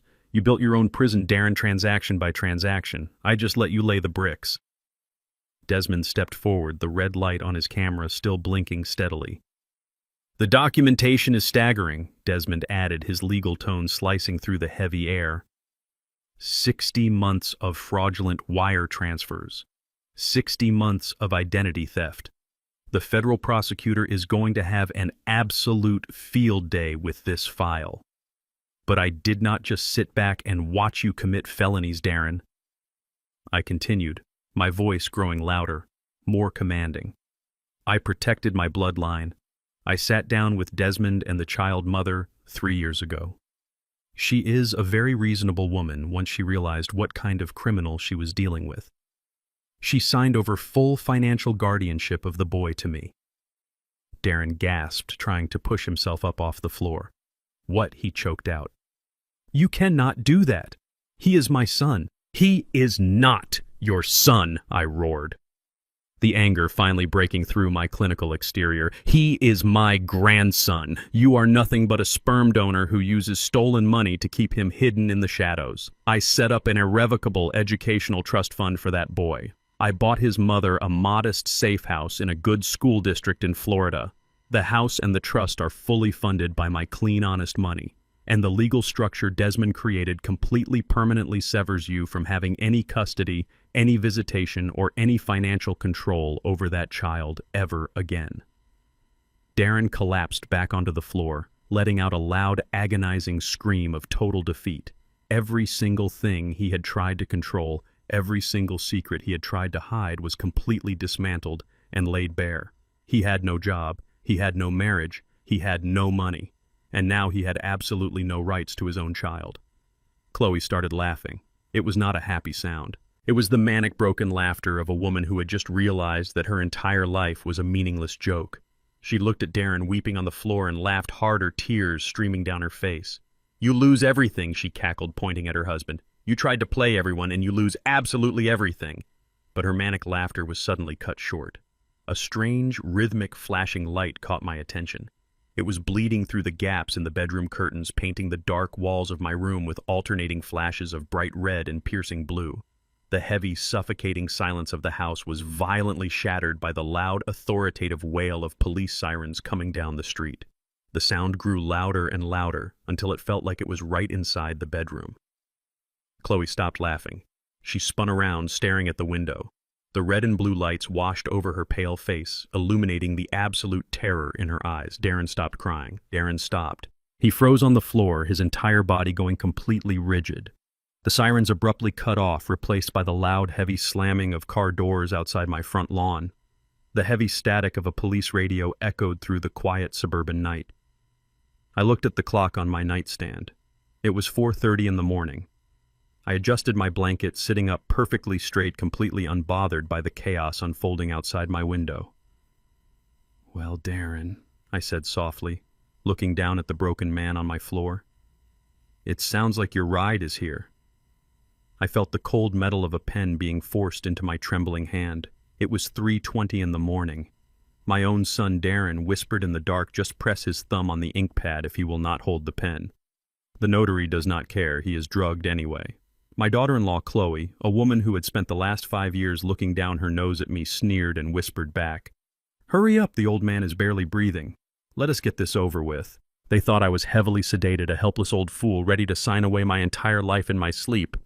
But when my eyes snapped open perfectly clear and the closet door creaked open to reveal my lawyer holding a camera, the color drained from their faces so fast you would think they had seen a ghost. Because they had. They had just seen the ghost of the weak, naive father they thought they could break. Before I continue this story, let me know where you are watching from in the comments below.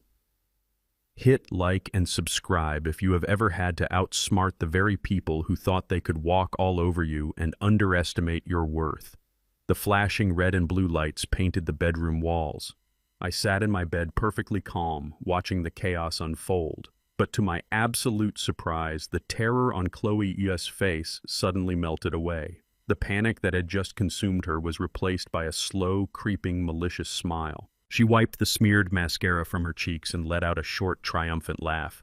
It was the laugh of a sociopath who thought she had found a hidden trapdoor in a burning building. She raised her left wrist, turning the glowing face of her expensive smartwatch toward me. Her phone might have been shattered on the floor, but she still had her wearable technology. You really think you are the only one who can plan ahead, Julian? Chloe asked, her voice dripping with a sickening, arrogant confidence. You think you are the smartest person in the room just because you found some bank statements. I pressed the emergency SOS button on my watch 10 minutes ago, right when your lawyer blocked the door. I bypassed the dispatch operator and connected directly to the local precinct emergency line. Darren lifted his head from the floor, his eyes wide with confusion and a new kind of terror. Chloe, what did you do? He asked, his voice trembling. I did what I had to do to survive your pathetic incompetence, Darren, she snapped, not even looking at him. She turned her venomous gaze back to me. I told the police dispatcher that we came over to check on you because you were acting erratically. I told them you had a complete psychotic break. I told them you locked the bedroom door, pulled a firearm, and were holding us hostage in a violent dementia-induced rage. Darren gasped, scrambling backward away from her. Are you insane? He yelled. They will come in here with guns drawn. You could get him killed. That is exactly the point, Darren. Chloe sneered, her face twisted with absolute malice. She looked at me, her eyes gleaming with a racist, calculated cruelty. Let us play out this scenario, Julian. The police are going to kick that front door down in about 30 seconds. They are going to burst into this room, and what are they going to see? They are going to see a terrified, crying white woman and her bleeding husband being held captive by a large, erratic, angry black man who is refusing to let them leave. She pointed at Desmond, who was still holding the camera. And that lawyer of yours, she continued, her voice rising with manic excitement. He is an accomplice to a kidnapping. The police will confiscate that camera as evidence. The footage will be buried in a precinct locker for months, and by the time anyone actually looks at it, Darren and I will have already sued your estate for emotional distress, drained your accounts, and disappeared. You overplayed your hand, Julian. You brought a spreadsheet to a gunfight. I did not flinch. I did not move a single muscle. I just looked at her, studying the absolute depths of her depravity. She was willing to orchestrate a potentially fatal police standoff just to escape the consequences of her own financial crimes. She was banking on systemic prejudice and police panic to do her dirty work for her. Heavy footsteps pounded against the hardwood floors of the hallway. The sound of multiple heavy boots marching in unison echoed through the silent house. They were not running. They were moving with a steady, calculated, tactical precision. Here they come, Julian, Chloe whispered, backing away toward the wall, raising her hands in the air to play the part of the terrified victim. Drop the tough guy act. You are going to a psychiatric ward, and I am taking everything you own. The brass doorknob turned. The heavy wooden door swung open wide, hitting the wall with a loud thud. Chloe immediately burst into theatrical tears. Help us! She screamed at the top of her lungs, falling to her knees. Please help us. He is crazy. He locked us in here. He has a weapon. But nobody raised a gun. Nobody yelled for me to put my hands in the air. I watched as 6 men and women stepped into the bedroom. They were not wearing standard blue patrol uniforms. They were not beat cops responding to a hostage situation. They were wearing dark tactical windbreakers with bold yellow lettering printed across their chests. 3 of the jackets read Financial Crimes Task Force. The other 3 read State Bureau of Investigation, Elder Abuse Division. Leading the group was a tall, broad-shouldered federal agent with silver hair and a stern, unforgiving face. He stepped over the scattered, fraudulent documents on the floor and looked directly down at Chloe, who was still kneeling with her hands in the air, her theatrical sobbing abruptly dying in her throat. Chloe lowered her hands slowly. Her mouth fell open. She looked at the agents, then at Darren, and finally at Desmond, completely unable to process what was happening. Desmond lowered his camera, a wide, satisfied smile spreading across his face. He reached into his suit jacket and pulled out a small black wireless microphone transmitter clipped to his inner pocket. You really should learn to read the room, Chloe, Desmond said, his voice echoing with absolute triumph. Did you honestly think a high-profile corporate attorney and a veteran federal forensic auditor would stage a confrontation like this without having maximum law enforcement backup? The lead agent stepped forward, pulling a pair of heavy steel handcuffs from his tactical belt. We did not respond to your smartwatch SOS, Chloe, the agent said, his voice deep and entirely devoid of sympathy. We did not even get the dispatch call until 2 minutes ago. We have been here the entire night. Julian let us in through the back door at 2 o'clock this morning. We have been standing in the living room for the last 2 hours listening to a direct audio feed from the wire Desmond is wearing. Chloe's face went completely blank. The blood drained from her head so fast I thought she was going to pass out. We heard every single word. The agent continued, stepping closer to her. We heard you admit to drugging an elderly man. We heard you admit to forging medical directives. We heard you discuss the embezzlement from your Pilates studio. And just now, we had the absolute pleasure of listening to you fabricate a violent felony hostage situation to a 911 operator, which is a federal offense on its own. Darren let out a high-pitched, strangled noise. He curled into a tight ball on the rug, burying his head under his arms. He knew it was over.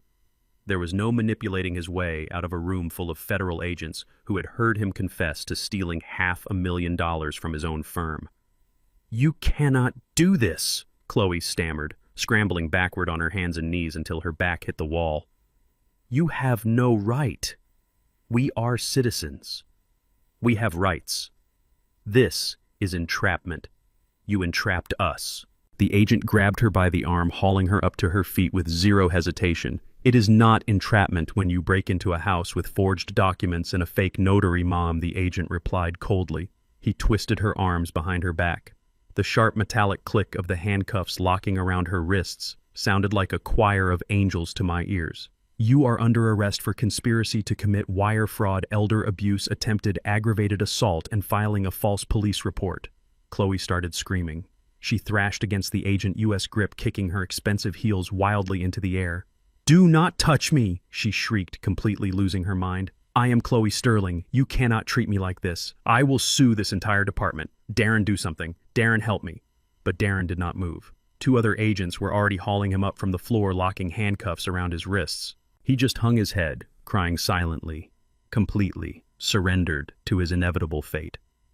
I sat in my bed watching the woman who had tormented me, the woman who had mocked my home, my race, and my life being manhandled by federal agents. Her designer dress was wrinkled and stained. Her makeup was a disastrous mess.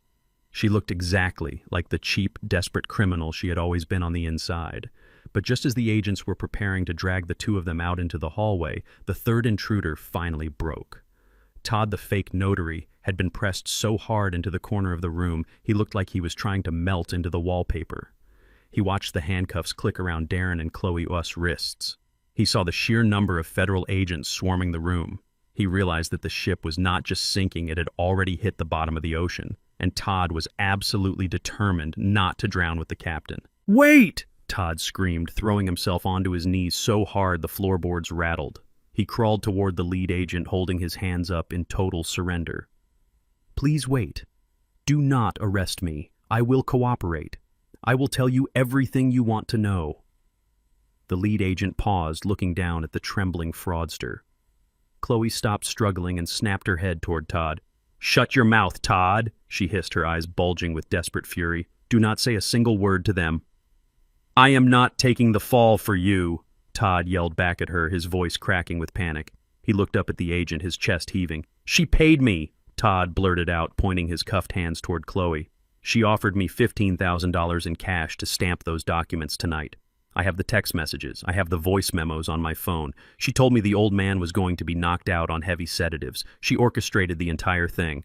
I will give you my phone right now. Just please put in a good word for me with the prosecutor." Chloe let out a sound like a wounded animal. She lunged forward, trying to break free from the agent's grip so she could attack Todd, but she was quickly pinned against the wall. I watched the scene unfold with absolute satisfaction. The betrayal was complete. The criminals were turning on each other, tearing each other apart for scraps of leniency. But the night was not over yet. Darren had one last desperate delusion I needed to crush. I felt the cold metal of a pen being forced into my trembling hand. It was 3:20 in the morning. My own son, Darren, whispered in the dark, "Just press his thumb on the ink pad if he will not hold the pen. The notary does not care. He is drugged anyway." My daughter-in-law. Chloe, a woman who had spent the last 5 years looking down her nose at me, sneered and whispered back, "Hurry up, the old man is barely breathing. Let us get this over with." They thought I was heavily sedated, a helpless old fool, ready to sign away my entire life in my sleep. But when my eyes snapped open perfectly clear and the closet door creaked open to reveal my lawyer holding a camera, the color drained from their faces so fast you would think they had seen a ghost. Because they had.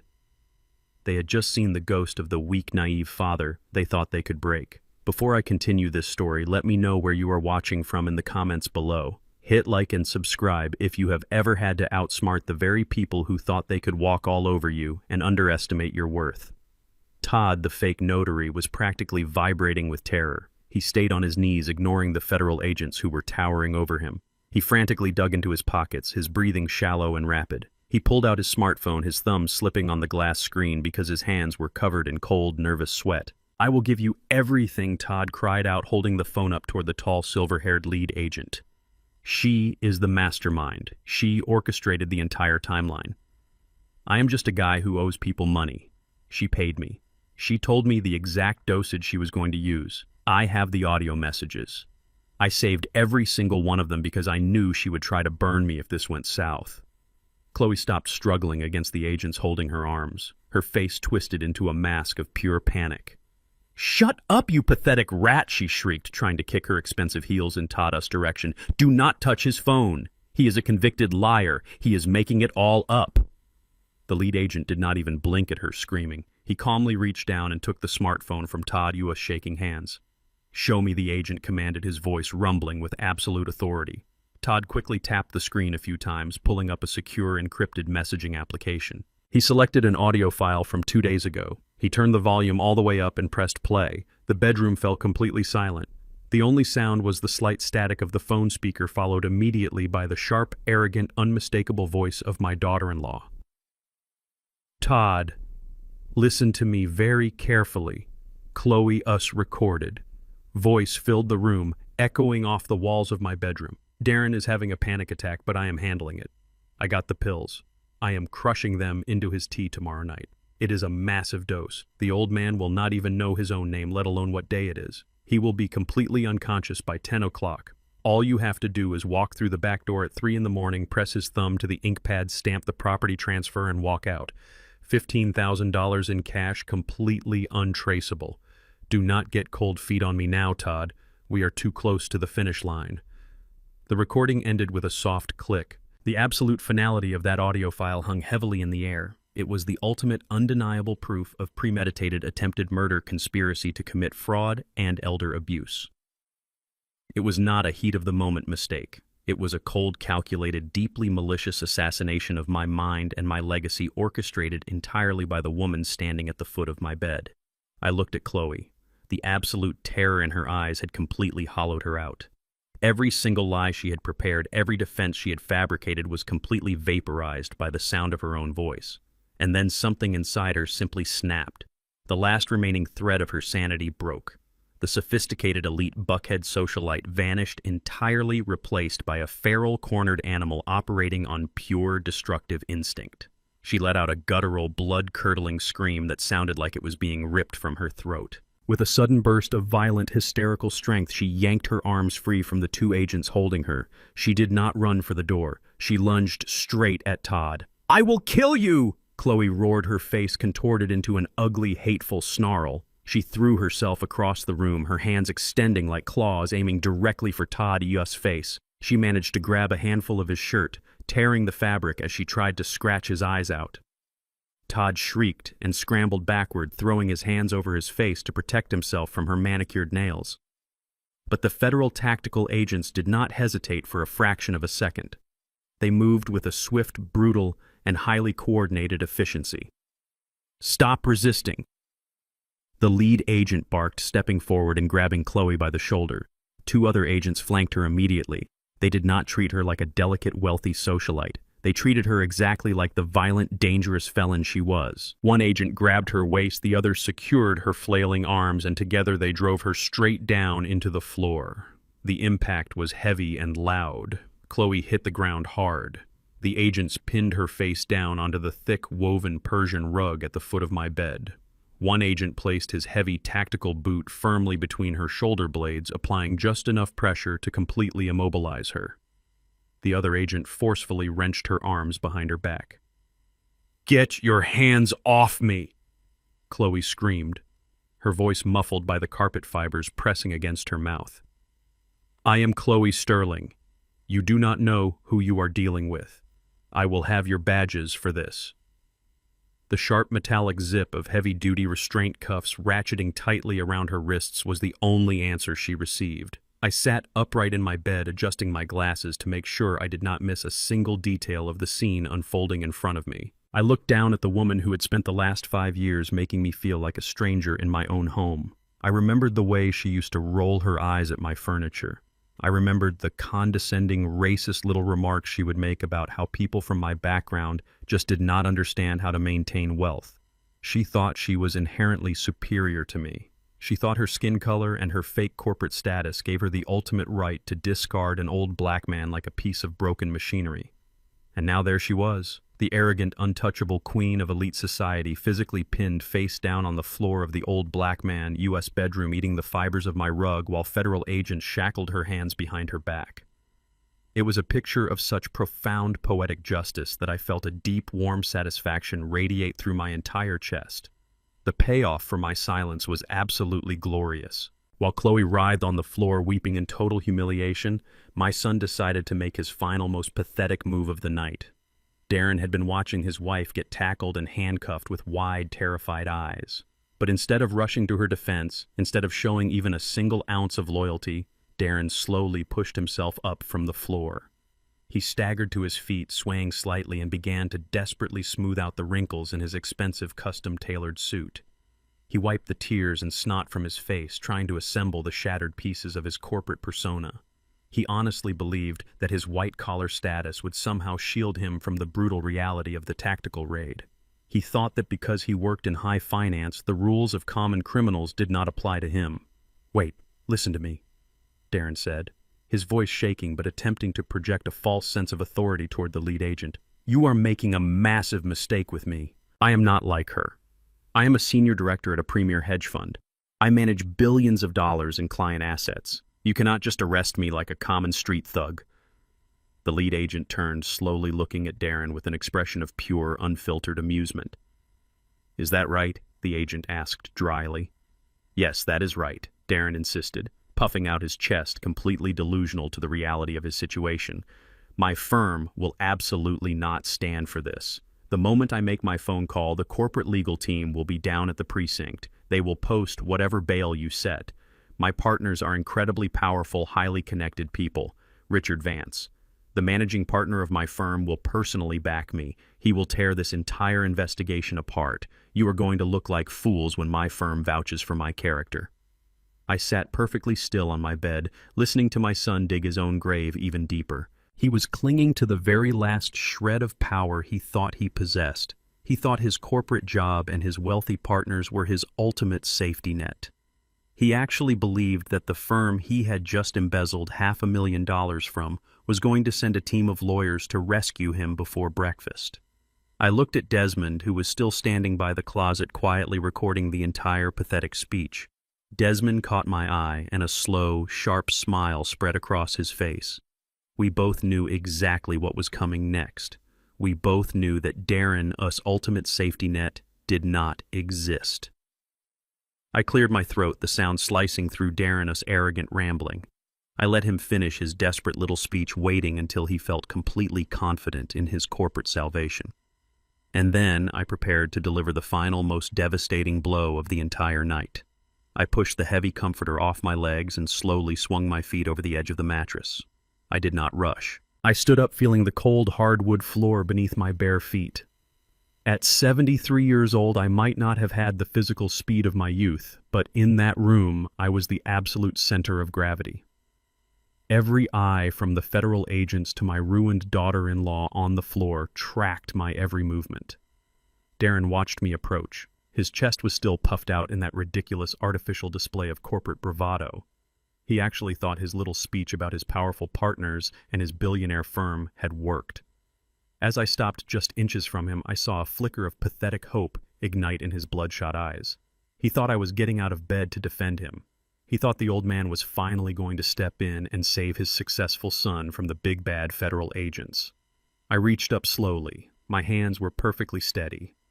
I took hold of the lapels of his custom-tailored suit jacket. I smoothed out the expensive fabric. I reached up to his silk tie, straightening the knot, and gently adjusted his collar, brushing away a speck of dust from his shoulder. It was a deeply paternal gesture, the exact same thing I used to do for him before he walked out the door for his high school prom or his first college interview. Darren let out a long, shuddering breath.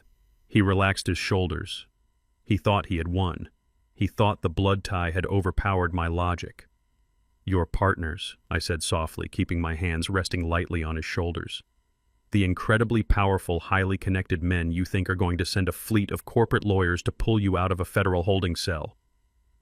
"Yes," Darren whispered, his voice desperate and eager. "Richard Vance and the board. They will handle this, Dad. They know my value. You just have to tell these agents to back off." I looked deeply into his eyes, searching for any trace of the boy I had raised. There was nothing left but greed and entitlement. "You always loved bragging about your firm, Darren." I continued, my voice calm, rhythmic, and devastating. "Ever since you got that senior director title, you never stopped reminding me that you worked in the most prestigious, expensive commercial building in all of Atlanta. That beautiful, towering structure of glass and steel right on Peachtree Street. You used to mock my house. You told Chloe that my neighborhood was a relic of the past while you spent your days looking down at the city from the 45th floor of modern luxury." Darren blinked, confusion starting to cloud his false confidence. "Yes, the Peachtree building," he stammered. "What does that have to do with anything?" I dropped my hands from his shoulders. I took one single step back, severing the physical connection between us forever. "Did you never stop to wonder who actually owns the land underneath that beautiful glass tower?" I asked, my voice rising just enough to command the absolute attention of every single person in the room. "You work in high finance, Darren. You understand assets. You understand real estate. But you were always too arrogant to look past the shiny glass windows to see who controlled the dirt it was built on." Darren stared at me. His jaw went slack. A new suffocating wave of realization began to crash over him, heavier and darker than anything he had felt all night. "It is me, Darren," I stated, dropping the final crushing weight directly onto his chest. "I own the land. I bought those commercial parcels 35 years ago through a blind trust when that entire block was nothing but empty lots and discounted urban property. I leased the land to the developers who built your shiny glass tower. Which means ultimately, I am the supreme landlord for every single corporate tenant inside that building, including your premier hedge fund." Darren let out a choked, wheezing sound. He stumbled backward, shaking his head side to side. "No," he whispered. "That is not possible. You are a retired auditor. I am a forensic accountant who knew exactly how to invest every single dollar I ever made," I corrected him sharply. "And yesterday afternoon, right after your managing partner Richard Vance called me to tell me you stole $500,000 from his clients, I made a phone call of my own. I called Desmond, and Desmond called the Commercial Leasing Authority." Desmond stepped forward from the closet, smiling like a shark that had just finished a very satisfying meal. "We exercised a highly specific morality and criminal liability clause hidden deep within the master lease agreement," Desmond explained smoothly. "Because a senior director of the hedge fund committed a severe federal financial crime on the premises, the landlord retains the absolute right to terminate the commercial lease with extreme prejudice." I locked my eyes onto my son, making sure he felt the full, inescapable gravity of his total destruction. "I revoked your firm U.S. commercial lease yesterday afternoon, Darren," I said, my voice echoing like a judge reading a death sentence. "Richard Vance is not going to send a team of lawyers to bail you out of jail. Richard Vance is currently scrambling to figure out how to relocate a multi-billion-dollar hedge fund before my enforcement team locks the doors to his offices on Monday morning. You do not have a firm to protect you anymore. You do not have partners. You destroyed their business, and they are going to make sure you rot in a federal cell for the rest of your natural life." The last remaining thread holding Darren together finally snapped. His knees buckled completely. He collapsed onto the hardwood floor, landing right next to where his wife was currently pinned by the federal agents. He did not cry. He did not scream. He just stared blankly at the wall, his mind completely broken by the sheer, overwhelming magnitude of my financial dominance. He had tried to play chess with a man who owned the entire board. The lead federal agent stepped forward, pulling another pair of heavy steel handcuffs from his belt. He looked at me with a nod of deep, unspoken respect, then turned his attention to the broken man on the floor, Darren Sterling. The agent barked, his voice filling the room with the harsh, cold reality of the law. "Stand up and put your hands behind your back." Darren did not resist. He moved like a mechanical doll whose batteries had completely drained. He slowly climbed to his feet and turned around, letting the agent aggressively wrench his arms behind his back. The sharp clicking sound of the metal cuffs locking into place around his wrists signaled the definitive end of his arrogant life. "You have the right to remain silent." The agent began reciting the Miranda warning with practiced rapid-fire precision. "Anything you say can and will be used against you in a court of law. You have the right to an attorney. If you cannot afford an attorney, one will be provided for you. The agent grabbed Darren by the shoulder, spinning him around to face the door. Another agent hauled Chloe up from the rug, dragging her to her feet. Her designer dress was completely ruined, her face smeared with tears, makeup, and carpet fibers. She looked absolutely feral, shooting pure venomous glares at her husband, blaming him for dragging her into a war they could never possibly win. The lead agent pulled a folded legal document from his tactical vest and began reading the official charges. The list was so incredibly long, it sounded like a grocery list for a career criminal. Darren and Chloe Sterling, you are both formally charged with first-degree conspiracy to commit wire fraud, the agent read aloud, his voice booming over their pathetic whimpering. You are charged with identity theft, grand larceny felony, embezzlement, forging federal and medical documents, and filing a false police report. Furthermore, you are being charged under the state and federal statutes for the aggravated financial and physical abuse of an elderly person. I stood tall in my pajamas, watching the two people who had plotted to erase me from the world being stripped of their freedom, their wealth, and their dignity. They had come into my room in the dead of night to lock me in a cage, and now they were the ones being dragged out in chains. Take them out of here, the lead agent commanded. The tactical team moved forward, grabbing my son and my daughter-in-law by the arms, pushing them forcefully toward the bedroom door. But as they were being hauled away, something shifted in the atmosphere. The heavy, chaotic noise of the arrest began to fade, giving way to the cold, quiet reality of the morning that was about to break. Because while justice had been served in this room, there was still one massive, undeniable consequence waiting for me at the dawn, and it involved a 5-year-old boy in Miami who was about to lose his father forever. I felt the cold metal of a pen being forced into my trembling hand. It was 3:20 in the morning. My own son Darren whispered in the dark, "Just press his thumb on the ink pad if he will not hold the pen." The notary does not care. He is drugged anyway. My daughter-in-law, Chloe, a woman who had spent the last 5 years looking down her nose at me, sneered and whispered back, "Hurry up, the old man is barely breathing. Let us get this over with." They thought I was heavily sedated, a helpless old fool ready to sign away my entire life in my sleep. But when my eyes snapped open perfectly clear and the closet door creaked open to reveal my lawyer holding a camera, the color drained from their faces so fast you would think they had seen a ghost. Because they had. They had just seen the ghost of the weak, naive father they thought they could break. Before I continue this story, let me know where you are watching from in the comments below. Hit like and subscribe if you have ever had to outsmart the very people who thought they could walk all over you and underestimate your worth. The federal agents did not treat my son and his wife with the gentle courtesy reserved for wealthy suburbanites. They moved with the swift, brutal efficiency of professionals pulling a dangerous threat out of a secured zone. They grabbed Chloe by her upper arms, hoisting her off the expensive Persian rug she had just been eating. Her designer dress, the one she had undoubtedly bought with money embezzled from her own investors, was torn at the shoulder and stained with her own makeup. She kicked, she thrashed, she dug the heels of her expensive shoes into the hardwood floor, trying desperately to anchor herself in a house she had planned to steal. But the agent simply dragged her backward. Her heels left long, scraping marks across the polished wood, a fitting final signature of her destructive presence in my life. The arrogant, untouchable queen of elite society was reduced to a weeping, hyperventilating mess, screaming obscenities that echoed down the long hallway of my home. Todd the notary was next. He did not put up a fight. He simply slumped forward, his shoulders trembling as an agent marched him out the door. He kept muttering apologies to nobody in particular, a pathetic crook who had finally hit the end of his luck. But it was Darren who provided the final, most satisfying act of this midnight theater. As two agents gripped his arms and pulled him toward the bedroom door, Darren suddenly dug his shoes into the floor frame. He resisted just enough to halt their momentum for a single second. He twisted his neck, looking back over his shoulder at me. The arrogant hedge fund director was completely gone.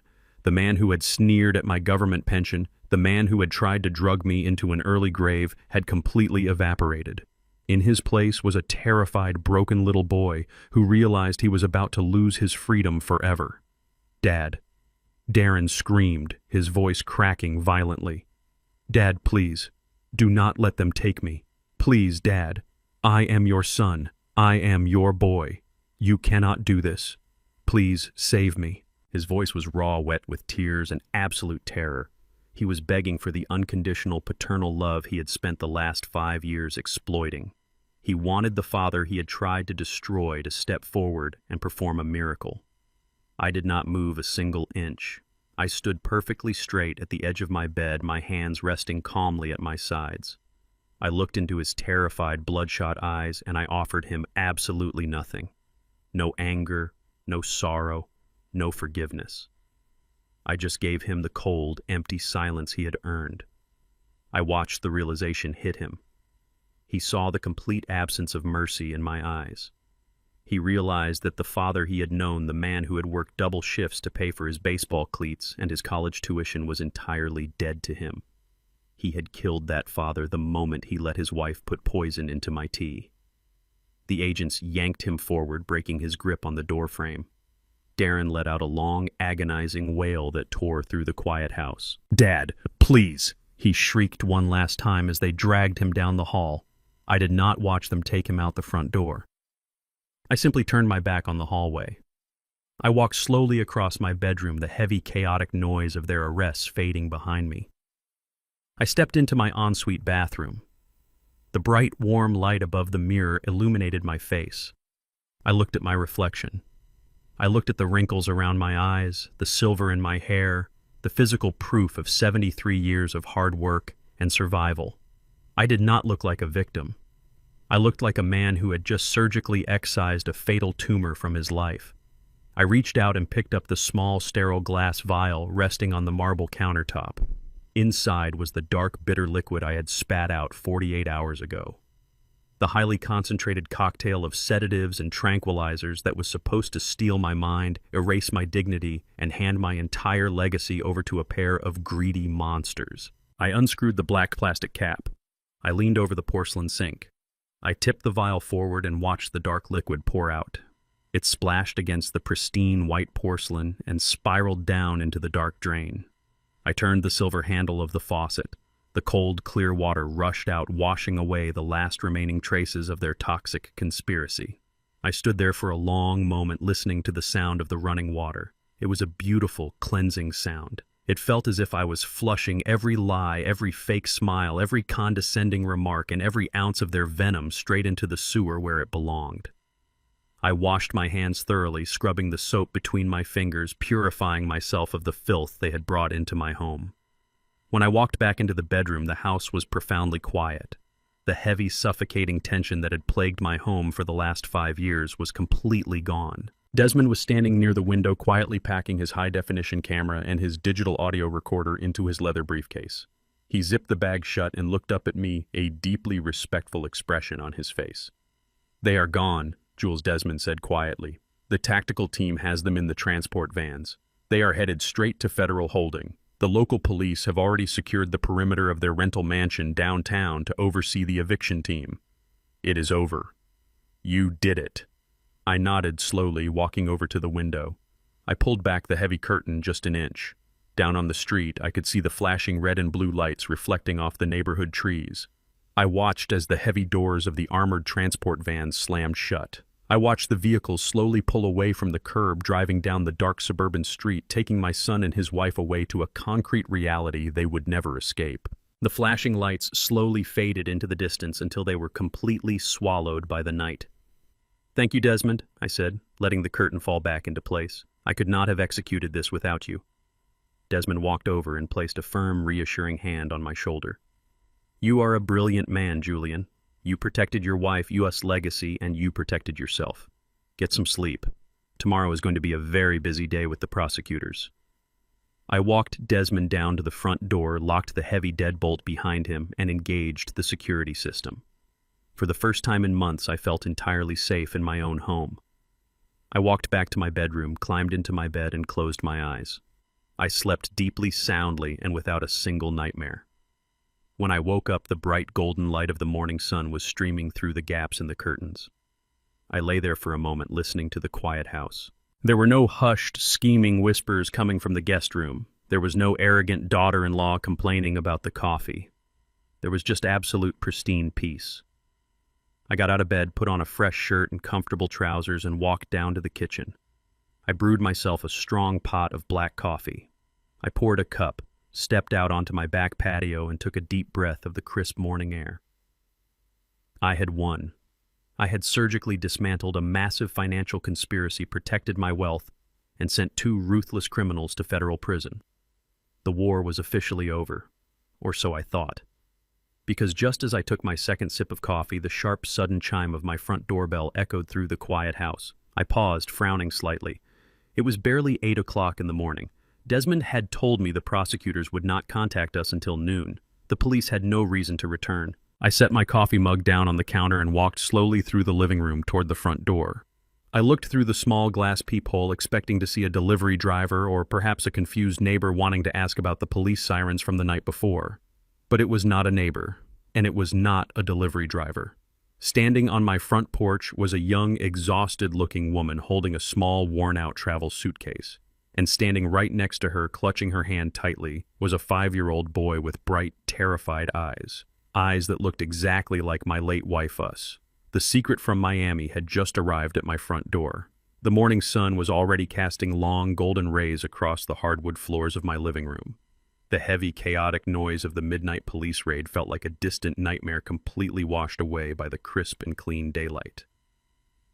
Sitting across from me at the large kitchen island was my lawyer and oldest friend, Desmond. He had arrived back at my house at 7 o'clock sharp, carrying a fresh pot of coffee from a local bakery and a thick leather briefcase packed with the final legal documents we needed to sign.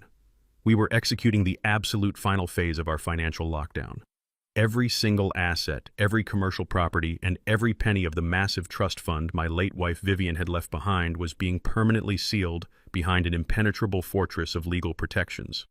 Desmond was sliding crisp white pages across the marble counter, pointing to the signature lines. We were making absolutely certain that neither Darren nor Chloe could ever touch a single dime of my legacy, even if they somehow managed to secure a team of miracle-working defense attorneys. We were just finishing our second cup of strong black coffee when the sharp, sudden chime of the front doorbell echoed through the quiet house. I paused, setting my ceramic mug down on the counter. I looked at Desmond. He frowned, checking his gold wristwatch. It was barely 8 o'clock in the morning. The federal prosecutors were not scheduled to call us until noon, and the local police had absolutely no reason to return to the property. I walked slowly through the living room toward the front door. I leaned forward and looked through the small glass peephole, expecting to see a confused neighbor or perhaps a delivery driver. But it was not a neighbor. Standing on my front porch was a young, exhausted-looking woman. She was holding a small, worn-out fabric travel suitcase in one hand. With her other hand, she was tightly gripping the small fingers of a 5-year-old boy. I unlocked the heavy brass deadbolt and slowly pulled the door open. The woman flinched. She physically stepped backward, instinctively pulling the little boy behind her legs as if she expected me to strike her. She was absolutely terrified. Her eyes were red and severely swollen from hours of crying, and her hands were shivering despite the warm morning air. "Mr. Sterling," she stammered, her voice cracking into a raw, desperate whisper. "I am so sorry to come to your home unannounced. I did not know where else to go." I recognized her immediately. Her name was Maria. I had met her 3 years ago in a quiet, discreet coffee shop in Miami when I first established the secret educational trust fund for her boy. But back then she had been guarded, defensive, and fiercely protective. Today she looked like a woman who had just watched her entire world collapse into absolute ruin. "Come inside, Maria," I said, keeping my voice gentle but undeniably firm. "You do not need to stand out on the porch." She hesitated for a fraction of a second, her eyes darting nervously around my pristine foyer, before she finally stepped over the threshold. The little boy peeked out from behind her knees. He had soft, curly hair and big, bright, incredibly observant eyes. As he looked up at me, my breath caught in my throat. I had seen pictures of him and I had met him briefly when he was an infant, but seeing him now standing in my hallway at 5 years old was a profound physical blow to my heart. He had the eyes of my late wife. He had the exact same deep, warm, intelligent eyes that Vivian used to look at me with. It was like looking at a living, breathing ghost from the happiest days of my life. Desmond walked into the foyer, his brilliant legal mind immediately assessing the situation. Maria looked at Desmond, and her panic visibly multiplied. "Please," she begged, tears spilling over her eyelashes and rolling down her pale cheeks. "I do not want any trouble. I woke up yesterday morning and tried to buy groceries for my son, but my debit card was declined. I checked my banking application and every single account was completely locked. The bank teller told me there was a massive federal freeze on all my assets because the money was tied to an active FBI investigation into severe wire fraud. Darren, U.S. child support payments, my emergency savings, everything is completely frozen. I could not even pay my rent. She began to sob, her shoulders shaking violently as the sheer weight of her desperation crushed her. Darren called me late last night from a federal holding cell. Maria wept, wiping her face with the back of her trembling hand. He was screaming like a madman. He told me he was going to prison for decades. He told me you knew everything, Mr. Sterling. He said you took all his money, you destroyed his career, and that he had absolutely nothing left to give me. I panicked. I bought a one-way bus ticket to Atlanta with the last $50 of physical cash I had in my kitchen drawer. I did not know who else to turn to. She was trembling violently now, fully aware of the sheer, terrifying power I held. She knew I was the man who had just surgically dismantled a wealthy hedge fund director and sent 2 people to a federal penitentiary before breakfast. She thought I was a ruthless, cold-blooded monster who was going to throw her and her innocent child out onto the street just to punish my treacherous son. She thought she was meaningless collateral damage in a war she had absolutely no part in. I looked down at the little boy. He was clinging tightly to his mother Yus's leg, watching me with quiet, cautious curiosity. He was the innocent byproduct of a deeply corrupt and cowardly man. He carried the blood of a traitor, but he also carried the sacred blood of my beautiful Vivian. I did not say a word at first. I slowly knelt down on the hardwood floor until I was exactly at eye level with the child. "Hello, young man," I said softly, making sure my voice held nothing but warmth. "What is your name?" The boy looked up at his weeping mother, silently seeking her permission to speak. Maria swallowed hard and gave him a tiny, hesitant nod.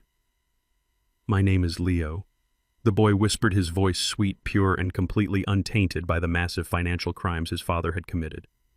"Well, Leo," I replied, offering him a genuine, comforting smile. "My name is Julian. It is very nice to meet you. You have had a very long bus ride, have you not? Are you hungry?" Leo nodded slowly, his little hand reaching up to rub his stomach. I stood back up and looked directly at Maria. The absolute paralyzing terror in her eyes was beginning to crack, slowly replaced by a desperate, fragile hope. "Take off your coat, Maria," I instructed gently. "Desmond, please go to the kitchen and make a large plate of pancakes for our guests." Desmond smiled broadly, his stern legal persona melting away instantly. "Right away, Jules," he said, turning on his heel and heading straight for the kitchen pantry. I guided Maria into the living room and offered her a seat on the large, comfortable sofa. She sat down awkwardly, keeping Leo pulled tightly against her side. She looked around the quiet, pristine house, completely unable to reconcile the peaceful, elegant atmosphere with the terrifying, ruthless stories Darren had undoubtedly screamed at her over the phone. "Mr. Sterling," Maria began again, nervously twisting her hands together in her lap. "I do not want your money. I just need help getting the federal freeze lifted off my personal checking account so I can go back to Miami and take care of my son. Darren told me you were furious. He told me you were going to destroy anyone and everyone connected to him." I sat down in the heavy leather armchair directly across from them. I leaned forward, resting my elbows on my knees, making absolutely sure she heard every single word I was about to say with perfect clarity. "Maria," I said, my voice projecting a deep, unwavering calm that filled the entire room. "Darren is a pathological liar. He is a thief, a miserable coward, and a convicted fraudster. He told you I was going to destroy you because he wants you to be exactly as terrified and miserable as he is. But I am not Darren, and I do not punish innocent people for the sins of a corrupt, broken man." I watched her shoulders drop slightly as my words began to sink in. "The accounts you were using were frozen by the federal government because Darren was funding them with stolen money," I explained factually, leaving no room for misunderstanding. "He committed severe identity theft and wire fraud every single time he sent you a payment. That money is gone, Maria. It is permanently confiscated, and Darren is never coming back either. He is going to spend the next 2 decades in a federal penitentiary where he belongs." Maria let out a sharp gasp, burying her face in her hands. "What am I going to do?" she wept bitterly. "I have no job. I stayed home to raise Leo because Darren promised he would take care of us financially. We are going to be completely homeless. I watched her cry. I watched the profound devastation of a young mother who thought she had completely failed her only child. And then I looked at little Leo. He was gently patting his mother's arm, trying his hardest to comfort her in a terrifying world he did not understand. He had Vivian-us eyes. He had her gentle protective spirit. He was not a mistake. He was a survivor. I reached into the pocket of my trousers and pulled out a heavy brass key. I leaned forward and placed it gently on the glass coffee table between us. Maria stopped crying. She lowered her hands and looked at the key in absolute confusion. 3 years ago, I said, my voice softening into a steady, deeply protective rhythm. I sat down with Desmond and established an irrevocable educational trust for Leo. But I did not stop there. I knew that Darren was building his entire life on a fragile house of cards, and I knew that one day that house was going to violently collapse and crush anyone standing too close to it. Maria stared at me, her red eyes wide, completely unable to process what I was saying. I bought a house in a quiet, incredibly safe neighborhood in Orlando, Florida. I continued, pointing to the key on the glass. It is a beautiful property located right next to an excellent elementary school. The house is completely paid off. The deed is fully secured in a blind trust that Darren has absolutely no legal access to. It is fully funded, fully furnished, and it belongs entirely to you and Leo. Maria gasped so loudly she choked on her own breath. She stared at the brass key on the table as if it were a glowing magical artifact. "No!" she whispered, her hands flying to her mouth. "Mr. Sterling, I cannot accept that. It is too much. You do not even really know me." "I do not need to know you, Maria," I replied, looking directly into Leo Yu's bright, observant eyes. "I know exactly who this boy is. He is my blood. He is my family. And in this house we protect our family. The real ones, not the parasites who try to poison us in our sleep." Desmond walked back into the living room carrying a large plate of warm pancakes and a tall glass of fresh orange juice. He set them down on the table in front of Leo, who immediately reached for the silver fork with a shy, hungry smile. "Eat up, little man," Desmond said kindly, stepping back to let the boy enjoy his meal. I leaned back in my leather armchair, watching the young mother and her child. The immediate terrifying crisis of their financial survival was officially solved. But a much deeper, vastly more complex question now hung heavily in the quiet room. I had utterly destroyed the boy's father. I had sent my own son to federal prison and severed him from our lives forever. How was I going to explain that absolute destruction to this innocent child? How was I going to raise the flesh and blood of the man who had so deeply betrayed me without letting the sins of the father infect the future of the son? I watched Leo take a clumsy bite of his pancake. Sweet maple syrup smeared across his small chin. He looked so much like Vivian it made my chest ache with a sudden profound grief. For 45 years I had poured every single ounce of my love, my money, and my wisdom into Darren. I had tried to build a man of honor. Instead, I built a parasite. But looking at this little boy sitting at my kitchen island, I realized that my legacy was not completely dead. It had simply been misplaced. Maria was still staring at the heavy brass key resting on the glass coffee table. She reached out with a trembling hand and barely touched the cold metal, as if she expected it to burn her fingers. "You are giving us a house," she whispered, her voice still thick and raspy from crying. "Just like that." "I am not just giving you a house, Maria," I said, leaning forward in my leather armchair. "I am giving you a fortress, but you need to understand exactly what comes with that key. There is a condition. A single, absolute, non-negotiable condition."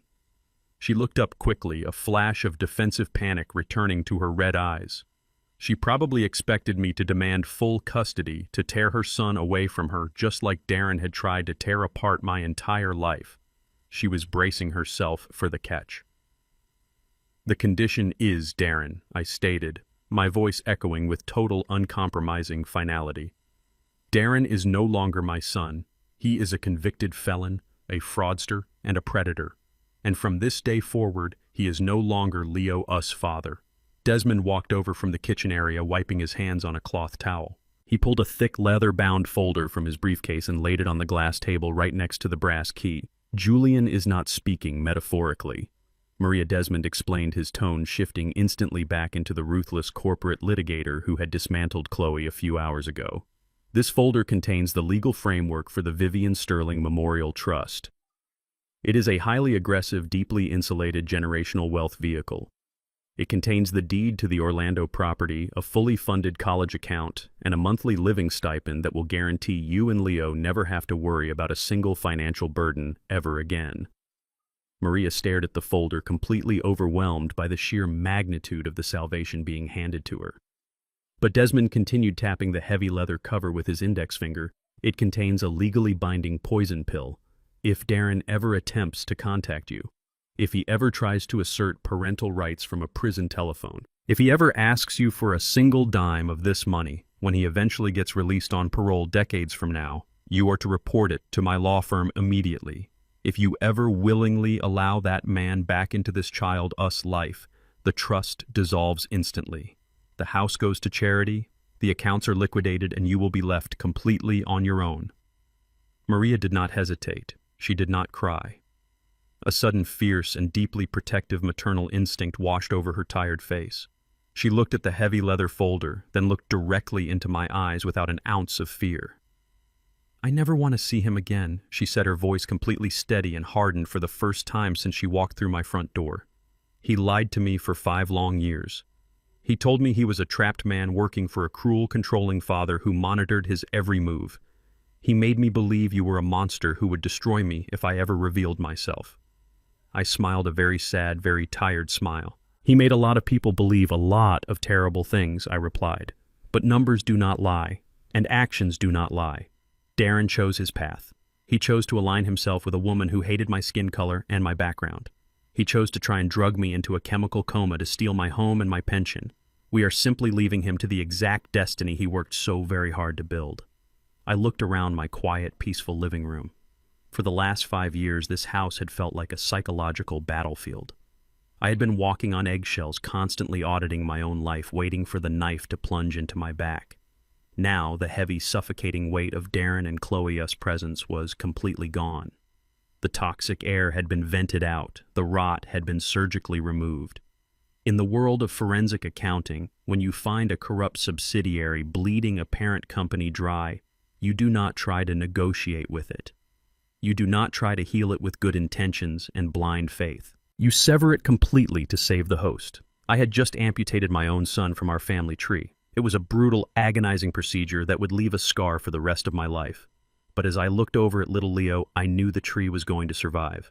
It was going to grow stronger, healthier, and completely free of the disease that had almost brought it crashing down. I stood up from my armchair and walked slowly over to the kitchen island. Leo stopped chewing his pancake and looked up at me with those big, incredibly observant eyes. He wiped his sticky hands on his small denim jeans, looking a little intimidated by my height. "Do you like the pancakes, Leo?" I asked, keeping my voice low, warm, and entirely unthreatening. He nodded vigorously.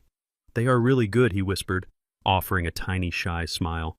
"My friend Desmond makes the best pancakes in the entire city of Atlanta," I told him, chuckling softly. "And if you and your mother would like, you can stay here in the guest room for a few days before you fly down to your new house in Florida.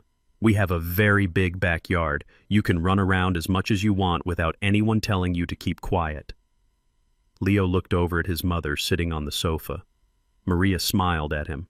Tears were welling up in her eyes again, but this time they were tears of profound, overwhelming relief. She had spent the last 48 hours completely terrified that she and her son were going to end up sleeping on the street, and now she was being handed the keys to a secure, permanent future. She gave him a small, encouraging nod. Leo slid off the tall kitchen stool. He walked right up to me, wrapped his small arms tightly around my knees, and buried his face against my leg.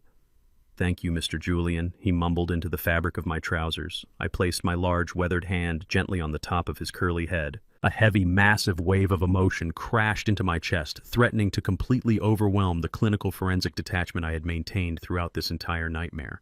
I closed my eyes and breathed in the scent of maple syrup and innocent childhood. He was just a little boy. He knew nothing of wire fraud, forged documents, or midnight ambushes. He just knew that he was safe. "You do not have to call me Mr. Julian, little man," I whispered, my voice thick with a deep paternal emotion I had not felt since the day I buried my wife. "You can call me Grandpa." I opened my eyes and looked across the room at Desmond. My brilliant, ruthless lawyer gave me a slow, deeply respectful nod.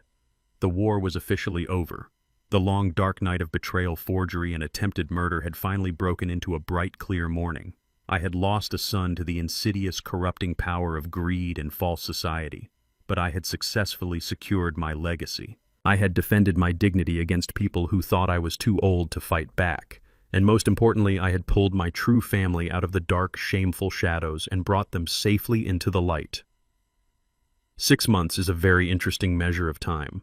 In the world of forensic accounting, 6 months is exactly how long it takes to completely audit a corrupt corporation, dismantle its fraudulent infrastructure, and liquidate its assets. But in the federal justice system, 6 months is the exact amount of time it takes to break the human spirit. I walked through the heavy oak doors of the federal courthouse in downtown Atlanta. I was not wearing my cheap pajamas. I was not playing the role of the frail, forgetful old man. I was wearing a bespoke charcoal gray suit tailored specifically for my frame, paired with a crisp white shirt and a deep burgundy tie. I looked exactly like the man I truly was. A man who had built a quiet empire. A man who commanded respect without ever having to demand it. Desmond walked beside me carrying his signature leather briefcase, his face set in a mask of total professional satisfaction. We took our seats in the very first row of the courtroom, directly behind the prosecution table. The room was packed. The story of the wealthy Buckhead couple who tried to drug their elderly father and steal his estate had made local headlines for weeks. Reporters filled the back benches, their pens ready to capture the final chapter of this spectacular downfall. A heavy side door opened and the bailiffs led the defendants into the courtroom. I sat perfectly still and watched my son and my daughter-in-law shuffle toward the defense table. The physical transformation was absolutely staggering. They looked as if they had aged 10 years in the span of 180 days. Chloe was completely unrecognizable. The arrogant, pristine wellness entrepreneur who used to sneer at my furniture and mock my background was gone.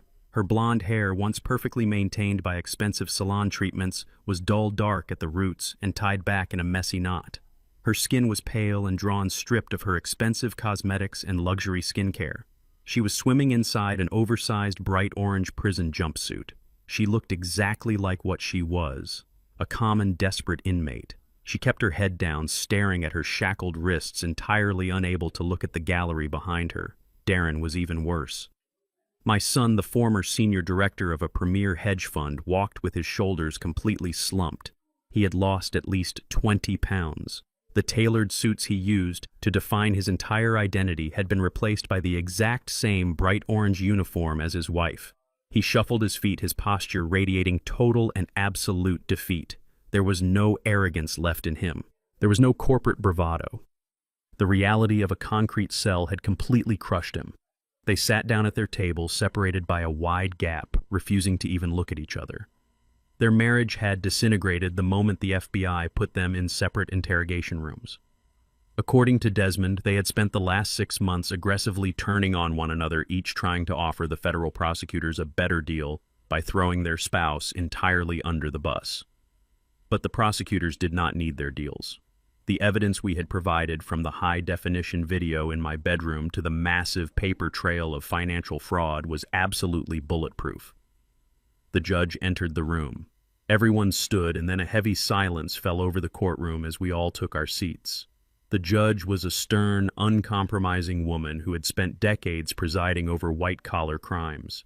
She adjusted her glasses and looked down at the two broken people sitting at the defense table. Her expression held absolutely no pity. She began to read the final summary of the case.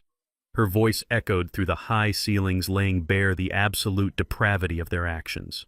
She detailed the embezzlement from the Pilates studio. She read the charges of identity theft and wire fraud concerning the secret credit cards used to fund the life in Miami.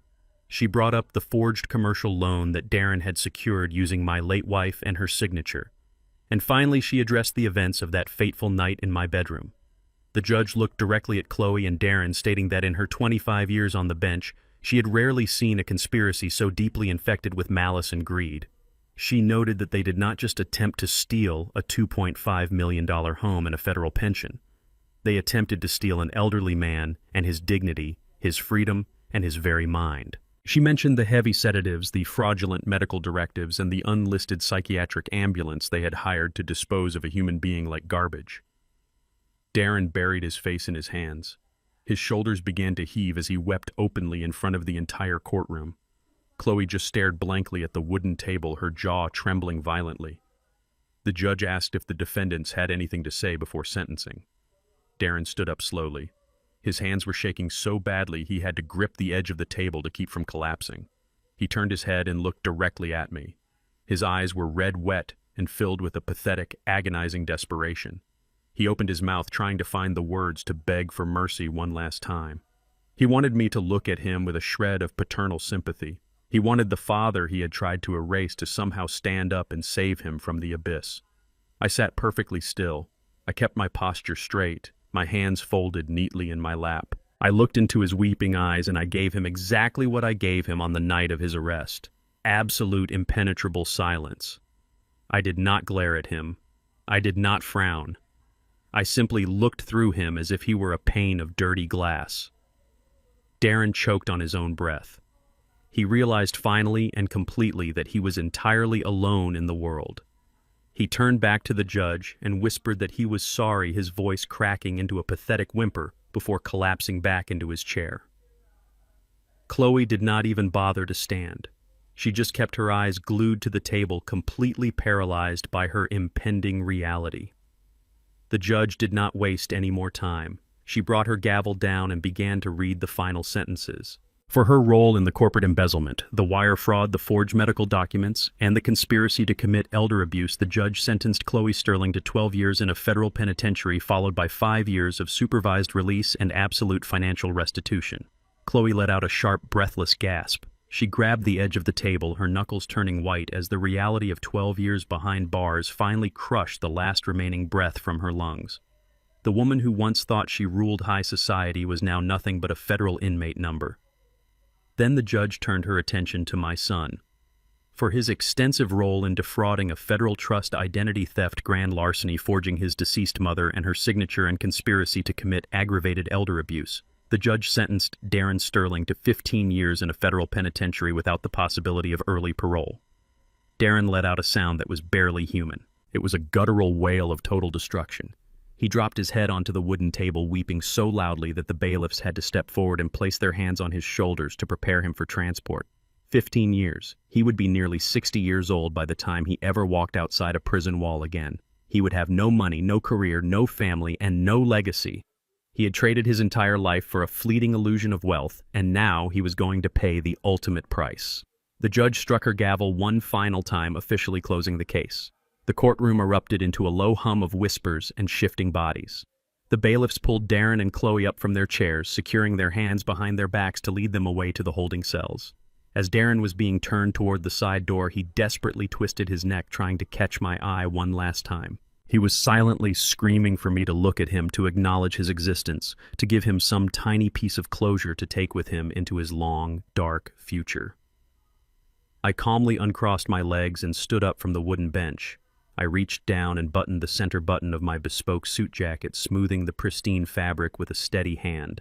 I looked up toward the bench, offered the judge a polite, respectful nod, and turned toward the center aisle. I did not look at the defense table. I did not look at the orange jumpsuits. I did not turn my head to acknowledge the weeping man being dragged through the side door. They had spent years treating me like an invisible burden, and now I was returning the favor. They simply ceased to exist in my world. I walked down the center aisle of the courtroom with slow, measured, confident steps. Desmond walked right beside me. The heavy oak doors swung open and I stepped out into the bright, sunlit hallway, leaving the rot, the betrayal, and the criminals entirely behind me. The warm Florida sun felt incredibly good against my skin as I walked down the paved path of the community park. It had been exactly 1 year since the heavy steel doors of a federal penitentiary slammed shut behind my son and his wife. A full year since the midnight ambush, the forged legal documents, and the poisoned tea.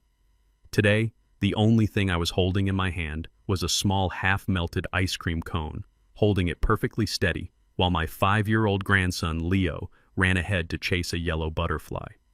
Leo laughed loudly, a bright, joyful sound that carried across the green grass and completely washed away the dark memories of the past. I watched him run his curly hair bouncing in the wind, his eyes completely free of the dark, greedy shadows that had consumed his biological father. Maria, his mother, was sitting on a nearby wooden bench reading a paperback book, looking completely at peace. The house I had bought for them here in Orlando was fully secured. The educational trust Desmond and I had set up was locked down tight, entirely insulated from any future claims. My legacy was finally safe. I had spent 40 years of my life tracking stolen money for the government, but the absolute greatest investment I ever made was redirecting my personal wealth to this innocent child. Sometimes in the quiet moments of the evening, I think back to that fateful night in my bedroom in Atlanta. I think about Darren pleading on the hardwood floor, crying hysterically, offering to throw his own wife to the wolves just to save his own miserable skin. I think about Chloe pinned to the rug by federal tactical agents, screaming about her ruined high society life while the realization of her total destruction finally set in. They had built an entire existence out of smoke and mirrors, convinced that they were the smartest people in the room. They looked at an aging black man and saw nothing but an easy target. They confused my quiet, disciplined life with weakness and stupidity. They thought wealth was all about designer clothes, expensive imported cars, and luxury fitness studios funded by embezzled cash. They never understood the fundamental truth that Vivian and I knew from the very beginning. Real wealth is the ability to sleep soundly at night knowing you owe nothing to anyone. Real power is the ability to dismantle your enemies without ever having to raise your voice. I did not need to scream or fight or stoop to their pathetic level of depravity. I simply gathered the undeniable evidence, let them step willingly into their own trap, and locked the heavy door right behind them. I formally retired my forensic accounting credentials for good shortly after the trial concluded. I sold the large empty house in Atlanta and bought a comfortable sunny place just 10 minutes away from Maria and Leo. My days are no longer filled with auditing fraudulent corporate financial records or watching my back in my own hallway. My days are now filled with teaching my grandson how to properly throw a baseball, reading him adventure stories before bed, and watching him grow into a man of honor. A man who will actually understand the true value of a hard-earned dollar and, vastly more importantly, the invaluable weight of personal integrity. As Leo ran back to me, wrapping his small, energetic arms around my knees, and looking up with the beautiful, familiar eyes of my late wife, Vivian, I knew with absolute certainty that I had made the right choice. I had amputated the diseased, rotting branch of my family tree so that this young, pure sapling could thrive in the open sunlight. It was the hardest, most brutal decision a father could ever make, but it was the absolute only way to survive. Blood makes you related, but loyalty makes you family. We often blind ourselves to the rot growing inside our own homes, hoping our unconditional love will cure their insatiable greed. It never does. When a parasite attaches itself to your life, you do not negotiate with it. You sever it cleanly. Age does not strip away your power. It sharpens your vision. I built my empire with sweat, and I protected it with silence. Never mistake an old man and his quiet patience for ignorance. Sometimes the most devastating trap you can set is simply letting them think they have won. If my story resonated with you today, please hit the like button and subscribe to the channel for more life stories. Have you ever had to cut a toxic family member out of your life to protect your own peace and dignity? Tell me all about your experience in the comments section below. Stay strong, protect your legacy, and never let anyone underestimate your true worth.